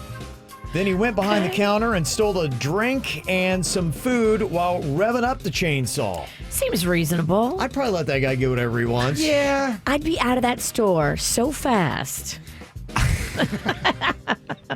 When the manager actually confronted the guy in the parking lot, he chased the manager with the chainsaw and wound up damaging 2 vehicles. Oh, my gosh. Police say they were called to the area and the suspect was arrested without incident. Is it weird that I think I'm more scared of the guy chasing me around with the chainsaw than a guy pulling a gun? The chainsaw guy has obviously lost his mind. He's lost his mind. You can still negotiate with the guy with the gun. Because with the gun, you're thinking, or maybe it's just he just wants money or something. With the chainsaw, I feel like they're going to murder me. Amen. It's a crazy video posted yesterday on TMZ showing 2 guys in Mexico trying to carjack somebody. But after the driver gets away from him, he kicks his car in reverse and then runs over the 2 carjackers. Oh, my gosh. They both managed to survive, but apparently the video is crazy. So there's a lot of amazing viral videos out there to watch today. And another reason why I'm happy you didn't go to Mexico for the holidays. Some crazy stuff there, Virginia. Just stay here. There's a guy in the UK that got arrested after he tried to use Google Translate on his phone. He was trying to talk to a cop and they spoke different languages. But as he was using Google Translate, apparently he pulled up a photo of his huge marijuana farm and showed it to the cop. That apparently led to some arrests. Whoopsie. Yeah, whoops. Oh, wait, can you pretend you didn't see that? Yeah, ignore that photo of my marijuana farm. How do you say that in Google Translate? Couldn't you just say this is a Google image picture that I took? How does the cop know that's really your marijuana farm? I don't know. He probably started scrolling through and saw the 80 other pictures of the marijuana farm. Of you holding your plants up. He's holding a sign saying, "This is my marijuana farm." Smoking a blunt. There's a guy in the UK who robbed a gambling business using a toilet brush as a weapon. How about that? He just received a suspended sentence for that, but that's an interesting way to scare people. I am afraid of used toilet brushes. Well, if you put it in your coat or your shirt, maybe it looks like a gun. Yeah. I gotta tell you, honestly, between knife and used dirty toilet brush, I am more scared of the toilet brush. Kind of like how I'm more scared of the chainsaw than the gun. Yes, Yeah. yeah. It's using weapons here. There was a man who had tricked women into changing his diapers by pretending to be disabled. You might remember that story. I do. Yeah. It's a dirty story. This is a sick, twisted man. Yeah, he was sentenced to probation and wisely some counseling. I think he should spend a little time in the clink. Just probation? That's not enough. He's going to offend again. He probably had a good lawyer, and he didn't deserve that good lawyer. Yeah. He needs to be locked up. Tricking people into thinking that you need your diapers changed and that there's something wrong with you. You can spend a little time in the clink. Yeah, that's sexual assault on those women. Yeah. I think. Well, because he's doing it for sexual He is, reasons. probably. Yeah. Probation. Yeah, I don't They agree. blew it. They blew it on that one. Well, you never know what dogs will get into, but they will get into some S-bomb, and they did literally in Miami-Dade. 2 dogs had to be rescued from a septic tank. Oh, my. The 2 dogs found their way into a septic tank and were almost completely submerged in raw human sewage with no way to climb out. But the photo I saw, the dogs were smiling. They seemed to be happy in their sewage, but an officer had to use a ladder to lift the dogs out of the tank. Send the rookie in. Yeah. They were then taken to the local animal shelter and were later reunited with their owner. Who, What a day. I Yeah. jumped through a tank full of poop for Chewy. Aw. You have to. Oh, definitely. Yeah, but dogs, why? Why are we drawn to that? Yeah, and some dogs love it. Some are turned off by it. I'm lucky Chewy doesn't really. If there's other poop around, he's like, I don't want none of that. Mm-hmm. I had a dog that once ate it, so. They like to smell butts. They do. Okay, Chewy does like a butt. Like owner, like Father, dog. like dog. Mm-hmm. It's kind of a fascinating story. Back in 1857, there was a gold rush era ship that sank in a hurricane off South Carolina with thousands of pounds of gold aboard. Outer Banks? Pretty much, yeah. It's like that story. It'd be like an Outer Banks type story. And there's this research scientist and treasure hunter, Tommy Thompson, who discovered the SS Central America, known as the Ship of Gold, back in 1988. Well, apparently he had a bunch of investors that were helping him out, and somehow through the years, 500 gold coins that were found in the shipwreck have just disappeared. And they asked Tommy, hey, what happened to the gold? And he refused to tell the investors, so now he's been thrown in jail for 5 years. Oh, my. Mm-hmm. Interesting. But he does 5 years, and then he gets out, and he knows where the gold is, and nobody else does. I guess, unless he used the gold to pawn off other things he might have gotten into. Oh, boy. Would you do 5 years in prison if you knew when you got out all that gold that you were in prison for? It was like $5 million. Do you do it? 5 years, $5 million. I don't think I can do it because I have kids. It's going to mess up my kids too much. I know. I would love $5 million, but... You became real soft, Sanicki. I know. I'm embarrassed. There's a guy in Pennsylvania that's broken a record by eating at Chick-fil-A for 132 days in a row, minus Sundays, of course. To me, that's What not... do you eat on Sunday? Yeah, I mean, what you should do is get leftovers and then eat it on Sunday to keep the streak alive.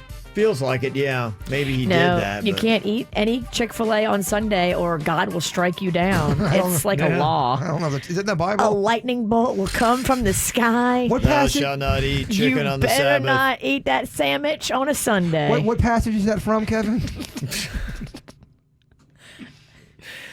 And listen to this. You know, you have all those fantasy football leagues coming due, and there's a guy in Ohio who had to pay off his punishment. He came in last place in the fantasy football league, so he had to go to a Skyline Chili, which is big there in Cincinnati. I believe they actually have one, or did, here in South Florida. They did. It closed. Yeah, that's what I thought, yeah. Because my husband loved it. So he had to go to the Skyline Chili for 24 hours, but he could reduce that by 1 hour for every chili dog he ate, and he ate 14.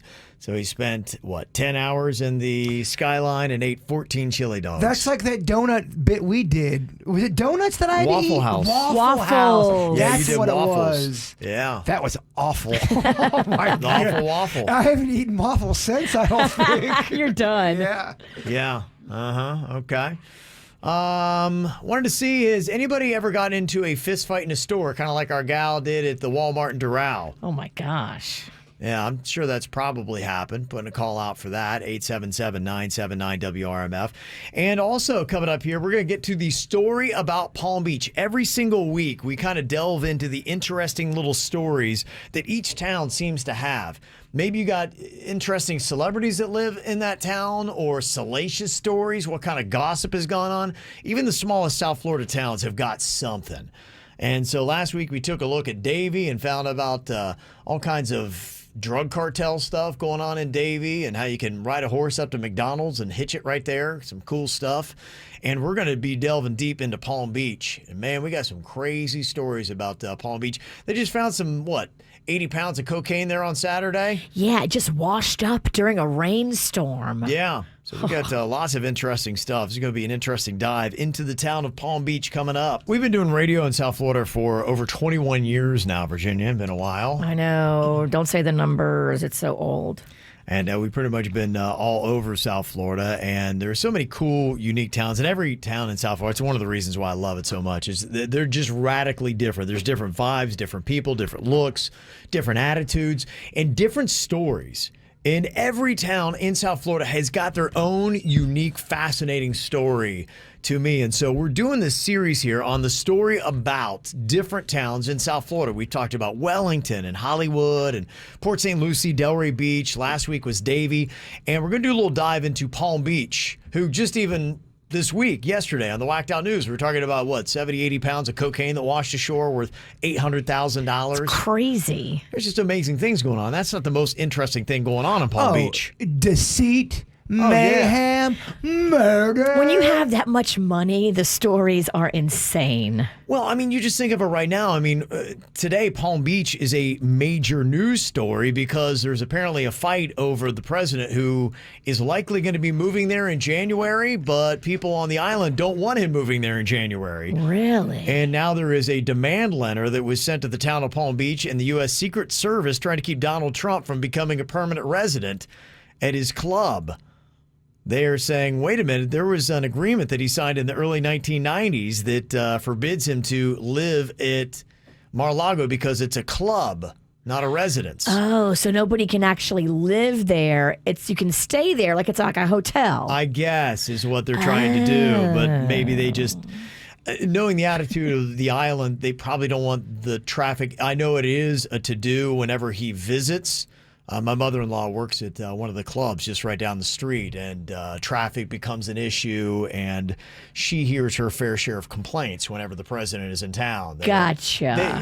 They go to Palm Beach. They don't want inconveniences. Well, they didn't like when we brought a donkey over there. They don't like shenanigans. They do not like shenanigans. No, they want the beautiful weather, and they want it quiet and peaceful. So regardless of your political party, Palm Beachers all agree they don't want traffic. They don't like goofy. They don't want traffic. No. They want their own kind there, and that is it. No productions and no riffraff. Yeah, they're trying to avoid all of that stuff, and that's why they go there, is the seclusion. Then there's not really paparazzi, and yet you've got big names that are over there. Not even just President Trump. You've got your Rush Limbaugh, your Howard Stern is over there. Jimmy Buffett has a residence over there. And I'm always finding out new interesting people that I never even knew lived on the island, like James Patterson and people like that. You're like, oh, wow, they had a place there. Under the radar. Yeah, John Lennon at one point had a house over there on Palm Beach, we found out. Yeah, when he died, Yoko opened the house, like the yards up, and let all the mourners come onto the yard on Palm Beach. And Palm Beach was like, what are you doing? Yeah. Did she sing? I don't think she was there. Oh, okay. Yeah, but she said if they want to mourn on the yard, let them do it. Okay. Famously back in the day, President John F. Kennedy, the Kennedy compound that was over on Palm Beach. In fact, they even have a bunker on Peanut Island in case a nuclear war broke out. They could whisk him by boat over to his bunker on Peanut Island. Isn't that where the rape the rape scandal happened? Yeah, the William Kennedy Smith rape trial happened, I think, in the 90s on Palm Beach, and it's all over CNN. It was the famous blue dot. Remember, they were editing out her face, and they put a blue dot over it so that people couldn't see. It was a big story down here. It's crazy. Yeah. I remember being a kid that going off. Huge story. Yeah. And, and now we got the Jeffrey Epstein story, which his whole story is number 20 on the top Netflix shows for 2020. We found out today, The Filthy Rich, Jeffrey Epstein. If you had to guess a percentage, I know no one knows the answer, but if you had to guess how many people in Palm Beach are deviants and doing something wrong, if you had to guess. There's a lot of stuff, and it fits into the fact that they have so much money, so many means. And that's what's really fascinating is a lot of times you'll have the parents that have it, and then their kids, they don't necessarily have the discipline. They're used to the money. In fact, somebody had texted in, we were talking about nannies, and they were saying that, I was nannying for a family until the kids blew through all the money, and it's all gone, and they had to sell the house. And wow. Now they live in like an apartment in West Palm. Dang. Yeah. So, that's just kind of it. When you live that life, money is not an option. And when you are not paying attention to how much you're spending, that's the one thing I do realize. Man, you can blow through a lot of money in South Florida really quick. You think, oh, I got $1 million or I got $10 million. Oh, my friend, that could disappear in an instant. I'm going 15 to 20% of the island's deviates. Think so? That's the number, yeah. Maybe. 1 out of 5. 1 out of every 5th house or something. Well, you got stories of whenever you have that much money and influence and everything else. You also have like the Bernie Madoff story. Remember that? The Ponzi scheme that took so much money from people? That's Palm Beach. And I'm not saying, that 20% is not just, people that are doing sexual terrible things. It's the crime that you're talking. All of it. 20%. Yeah. Well, it's fascinating stuff. Palm Beach really started to open up like in the late 1800s, around 1872.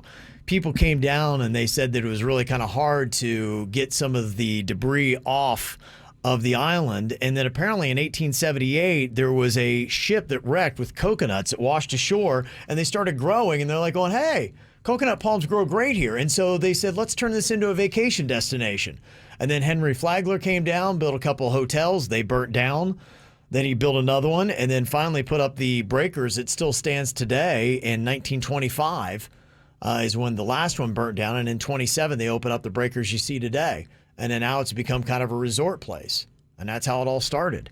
So some fascinating stuff. And so we asked, what is the story you know about Palm Beach? And there's a fascinating story about Addison Meisner and his pet monkey Johnny Brown. Remember we heard about that when we were talking about Delray Beach? Yes. There's some great stories about this monkey.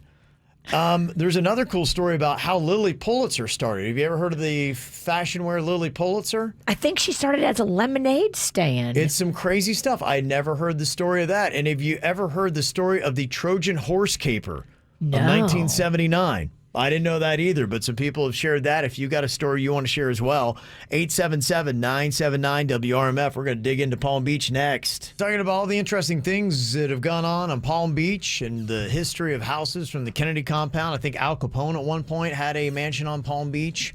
So there's a lot of fascinating old allure that exists over there. And if you don't know, Palm Beach was pretty much put together by this architect named Addison Meisner. In fact, if you ever seen the name Meisner, that's this dude, and he was a socialite on Palm Beach that pretty much set the tone for all of South Florida. If you see the Spanish-looking architecture, that pretty much is because of Addison Meisner. And the thing that he was known for was he had a lot of exotic pets. He loved bizarre animals, and he had a pet monkey named Johnny Brown, which there's a bar on Atlantic Avenue in Delray named Johnny Brown's, and it's named after Addison Meisner's monkey that apparently ran for mayor of Palm Beach. I think Jaybird would do great with a pet monkey. Thank you. Okay, that'd be interesting to see. I think I would too. I think it'd be fun. I'd love him. They say that his monkey, Johnny Brown, was an intelligent spider monkey that would wear cocktail garb and a custom-made hat. They're loyal to their owner too. Okay. They are. They're very loyal. Well, they said that the monkey was a hero. He actually saved Addison Meisner's home there on Worth Avenue in Palm Beach via Meisner. There was a fire, and Johnny Brown the monkey sounded the alarm, and they came and put it out because of the monkey. Loyalty. That's amazing. And apparently the monkey's grave is still over there that you can go visit. It's marked by a tombstone, and it says the human monkey, and it's at the Pisa al Fresco in Via Meisner. And it's been there since the 1920s. Oh, yeah. It's a little pizza place. Yeah, I didn't know that. I didn't know they had a monkey grave there. I think. If that monkey haunted you as a ghost monkey, does that freak you out? Or it's not as scary, is it? Does it look like a real monkey? I've seen a ghost monkey that had like a bony face and like long teeth. That would be terrifying. No, it's not evil looking. It looks like the monkey, but just kind of ghostly. Does that freak you out? Every night comes to your room? Yeah, that'd probably freak me out, yeah. All right. Yeah, I'm not into ghosts like you are. He wants to snuggle. Yeah, they typically freak me out. I would totally snuggle with a ghost monkey.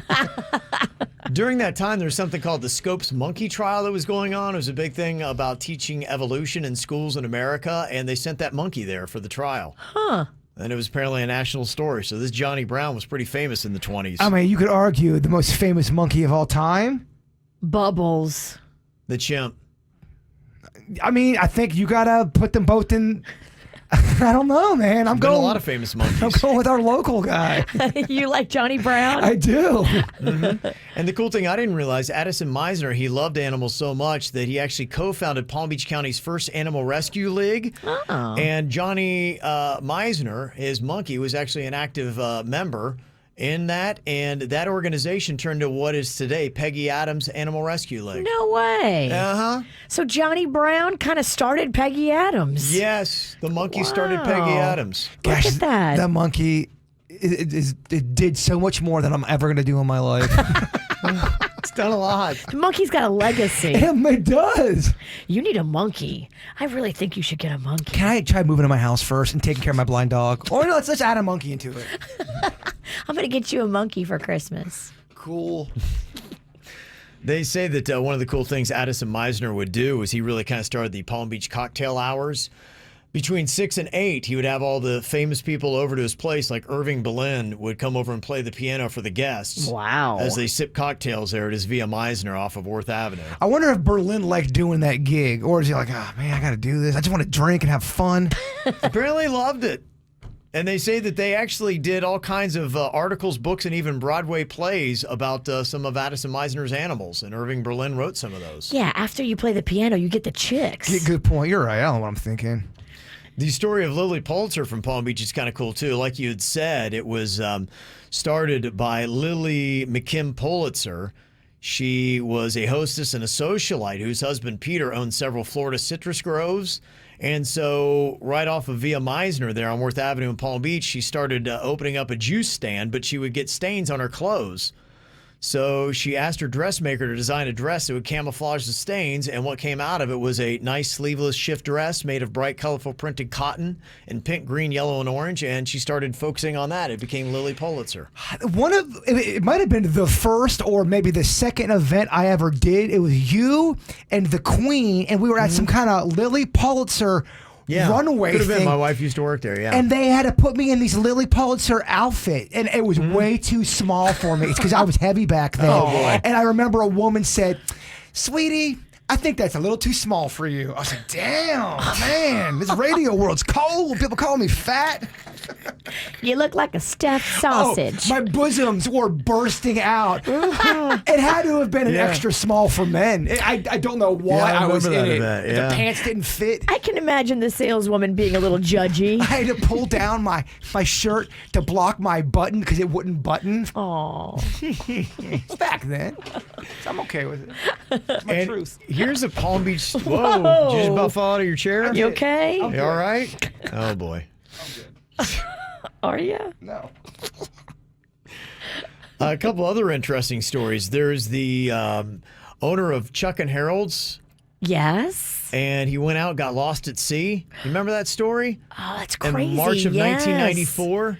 I think I do remember hearing about that. Yeah, Cindy mentioned that. Yeah, he was a famous guy, owned a very popular restaurant, and boom, takes off out into the sea and never to be heard from again. Oh, my gosh. Some would say that's the worst way to go. That's suspicious. Who was set to inherit the restaurant? Oh, you think it's murder one? Well. Mm-hmm. Also, the Witch's Cave is a fascinating Palm Beach story. Is that real, though? I don't think so. I think it's just kind of a door. Folklore. Yeah. And then I never heard this. The Trojan Horse Caper of 1979. On Palm Beach, there was a law student named William Brent McFarland, a 23-year-old that packed himself in a crate. He had drinking water, a urinal, a wig, and had it delivered to the First National Bank on April 26th. And he popped out of the crate and forced the night watchman into a vault and took about $50,000 in gold coins. Wow, that's an awesome caper story. Yeah, he took a coin collection that was owned by the former Palm Beach mayor, Earl Smith, which was valued at $170,000, and it was never recovered. The guy got convicted at a trial, but then disappeared while out on bond awaiting sentencing. He won. And they still don't know where he is. He won. He beat the system. I'd never heard of the Trojan Horse Caper, so That's Stephanie crazy. put that up there. Ship yourself to the bank, and then you're in it when they close. Well, clearly this guy's a crafty dude. Clearly. Yeah. Pretty crazy stuff. So there you go. All right. Last call. Any cool Palm Beach stories you got? 877-979-WRMF. Do you want to watch the KVJ Show live or on demand? Find us on youtube.com/KVJ Show. All right, talking about the story about Palm Beach, and quite an interesting place that has had all kinds of salacious details that have come out of it, talking about some of the celebrities that are there, some of the homes, some of the history of it. And somebody had texted in saying, Kevin, on your podcast, South Florida United, you and Derek McRae have been talking about how Palm Beach was where they had these servants living on the island, and the way it was originally set up was you had the servants living on Palm Beach, the island, and the rich people were kind of like living right there, basically, I guess, where the intercoastal would be. And what they had done was they actually decided that they wanted the island. The rich people did. And so they said that they're going to host a nice little party for all their servants. And then when they did, they went over on the island and burnt their homes down and took it over. Oh, my gosh. Yeah. Yeah, so that's, pretty much it. And that's why you kind of still have the dividing lines if you look right in that area with Palm Beach and, your Riviera Beach and the things like that. Yeah, there's a long, terrible racial history that Palm Beach has. And, so much history. It's disgusting. It's just, ugh. Yeah, there's a lot of, there is a very dark side to a lot of Palm Beach, the island's history. And, somebody even texted in, said that, if you were black in like the 80s or 90s and you were on the island, that the police would harass you and try to get you off the island. And I know that they've had some clubs that have been over there on the island that were very exclusive and wouldn't allow blacks or Jews or things like that. And so, yeah, there's a lot of that nastiness that has gone on that I don't know the inner workings of the island. I'm not privy to that society, but I would hope that they are getting rid of some of the nastiness that has existed in the bad racial past of that island. Amen. Yeah. Speaking of which, with Derek, he's going to be bringing some of his McRae's barbecue by for our party a little bit later on today. We love Derek McRae, and if you never had McRae's barbecue, Derek is an amazing guy, and he has a lineage. If you talk about fighting for civil rights, is what his dad did, and going all the way back through. He's a pillar of this community, and his barbecue is featured at the Super Bowl every single year he goes, and I'd be kind of curious. I have to ask him today when I see him, because every year he goes, Super Bowl loves his barbecue, and he gets to take it there. And I'm curious this year with the COVID, is McRae's barbecue still going to the Super Bowl this year? I think Tampa's still doing it, right? Yeah. I mean, they're moving full speed ahead. They got it, but yeah, I'm just kind of curious what they're going to be doing with catering and things like that, because, a lot of it was for the fans and everybody else that would come out there and love it. So I have to find out what happens with that. So, yeah, we're going to be doing our little holiday party today, our office It's one. like a yard party. And your boy's going to rage. Oh, yeah. You are, huh? Lampshade on the head. It's going to get crazy. Tequila in the belly. Okay. All right. I can't even walk. Maybe if you drink a little, it'll loosen that back up. I 110% agree with you. We don't have any liquor. What? We're out of liquor here. Who drank it all? I did. You helped me. What do you think it went? You helped me, you drunk witch. We had bottles. I know. What happened? We drank How it. did we let this happen?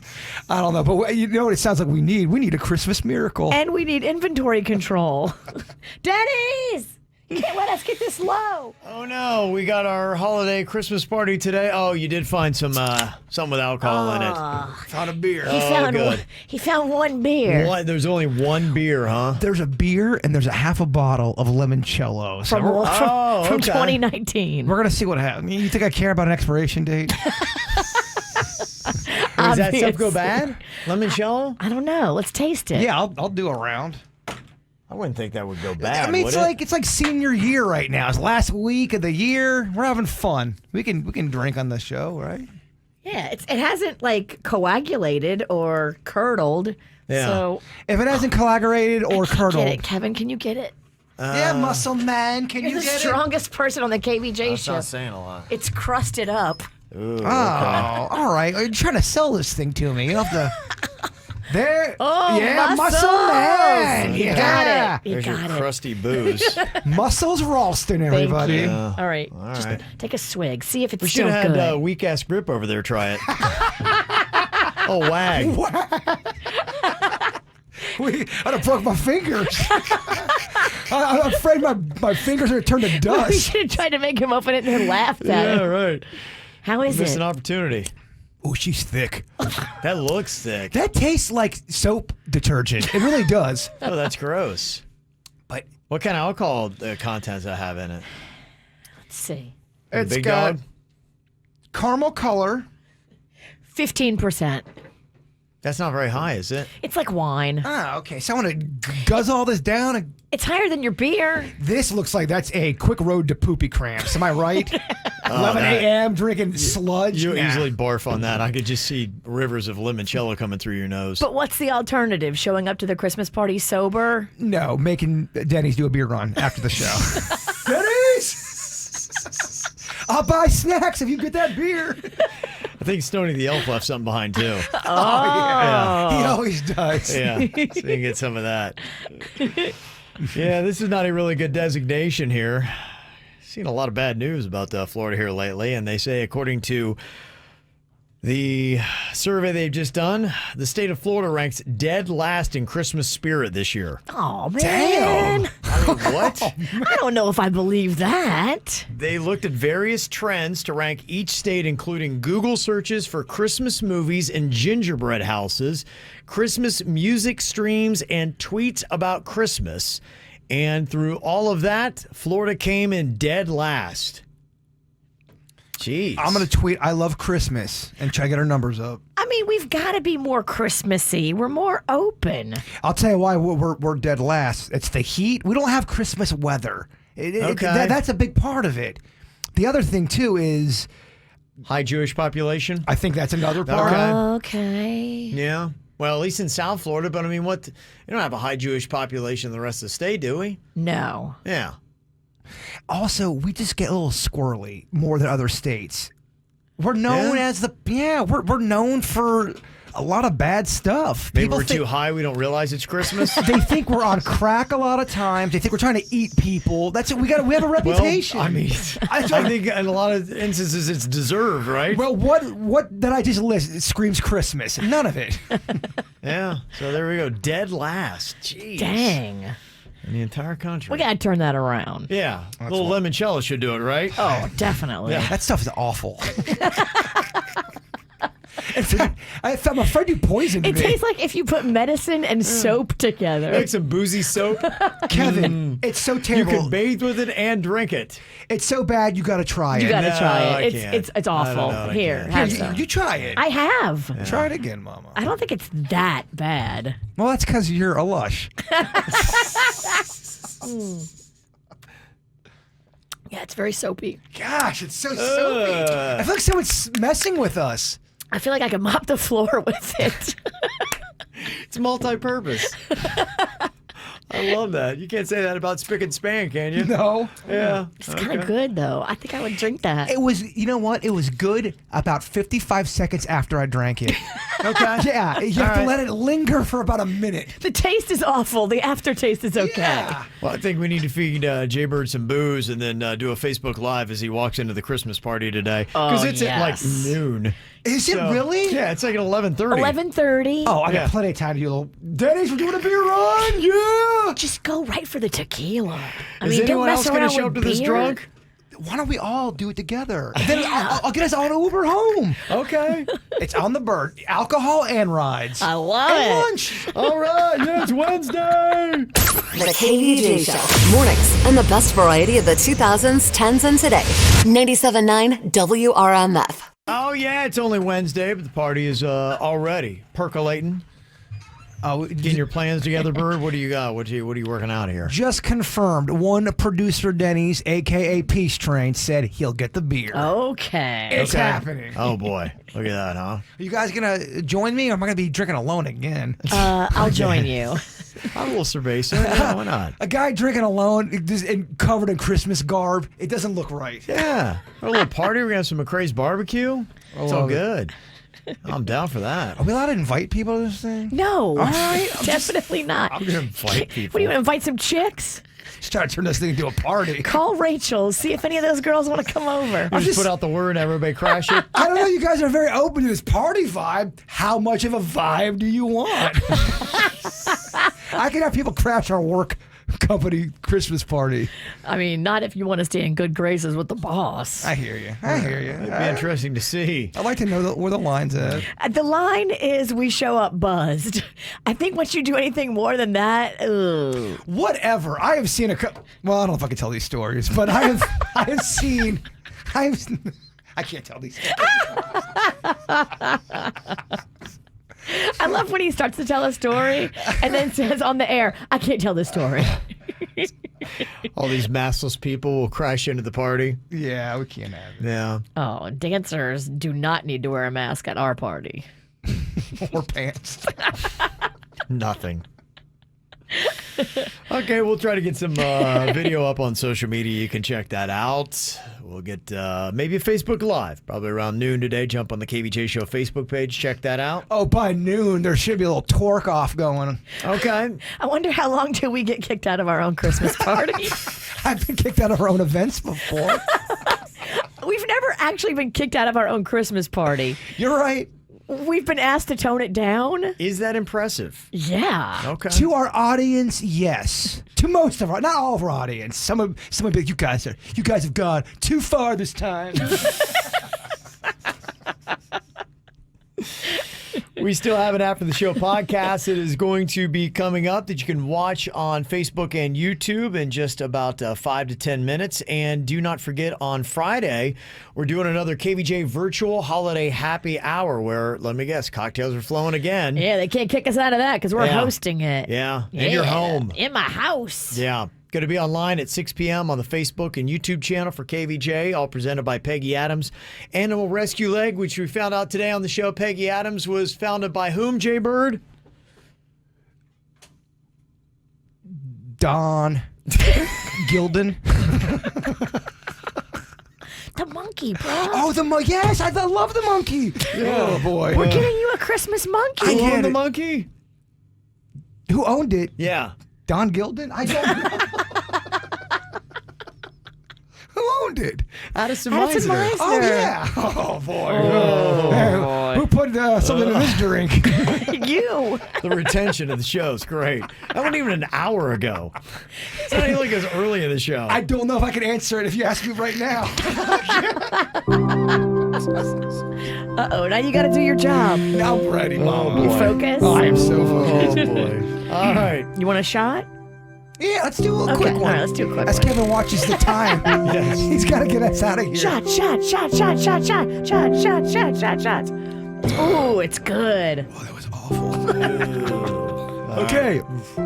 Your value doesn't decrease based on someone's inability to see your worth.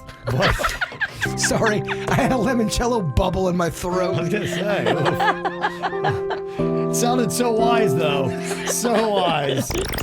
Want to find the KVJ Show on social media? Just search KVJ Show on Facebook, Twitter, and Instagram. Simple, huh?